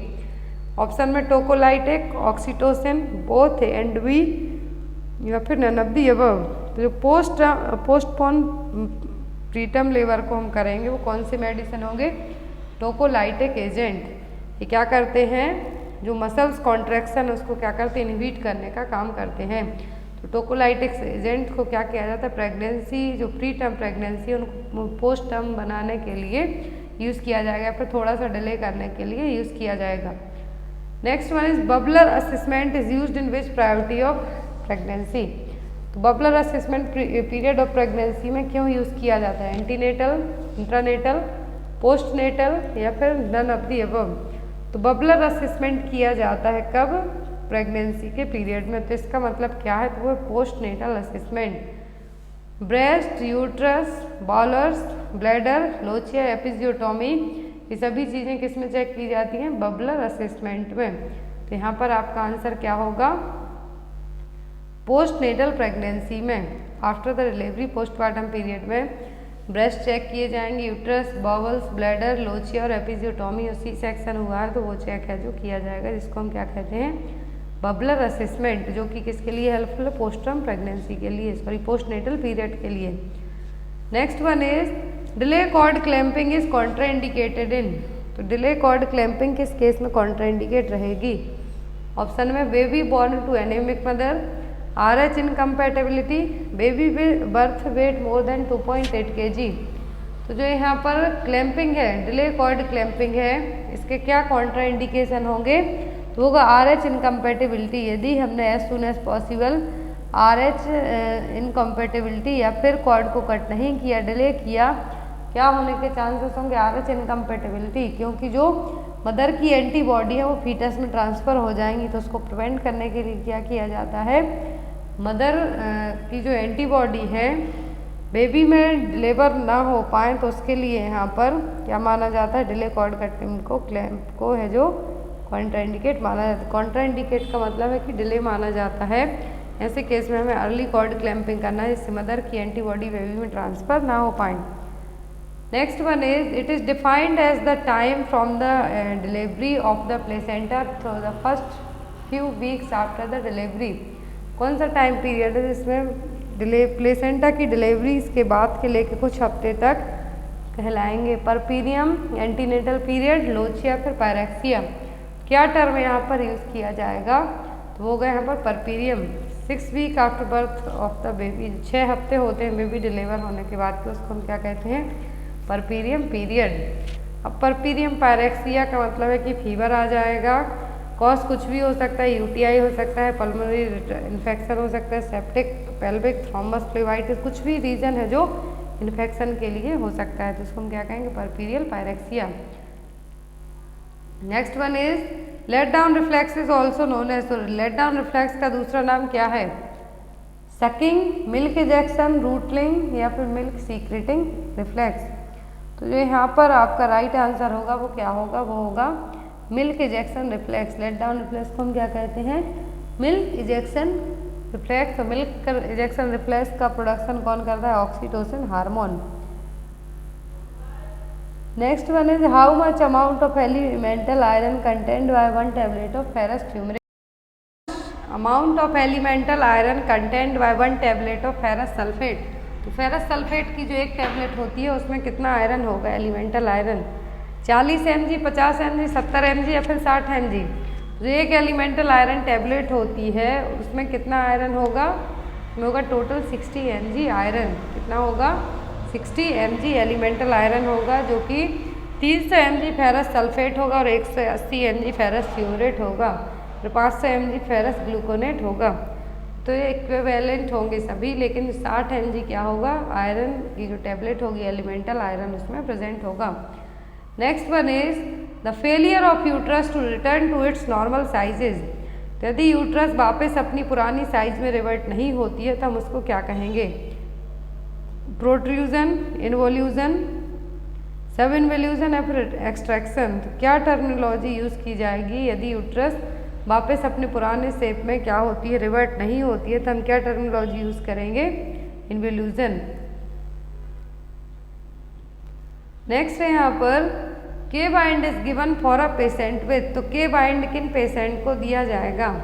हाइपरनेट्रेमिया, हाइपोनेट्रेमिया, हाइपोकैलेमिया या फिर हाइपरकैलेमिया। के बाइंड दिया जाएगा जिन पेशेंट का हाइपरकैलेमिया की सिचुएशन हो उनके लिए। किन के लिए? हाइपरकैलेमिया के पेशेंट को क्या दिया जाएगा? के बाइंड दिया जाएगा। के बाइंड क्या है? एक पाउडर मेडिसिन है जो कि हाई पोटेशियम लेवल को कम करने के लिए यूज़ किए जाते हैं। तो यहाँ पर आपका आंसर क्या होगा?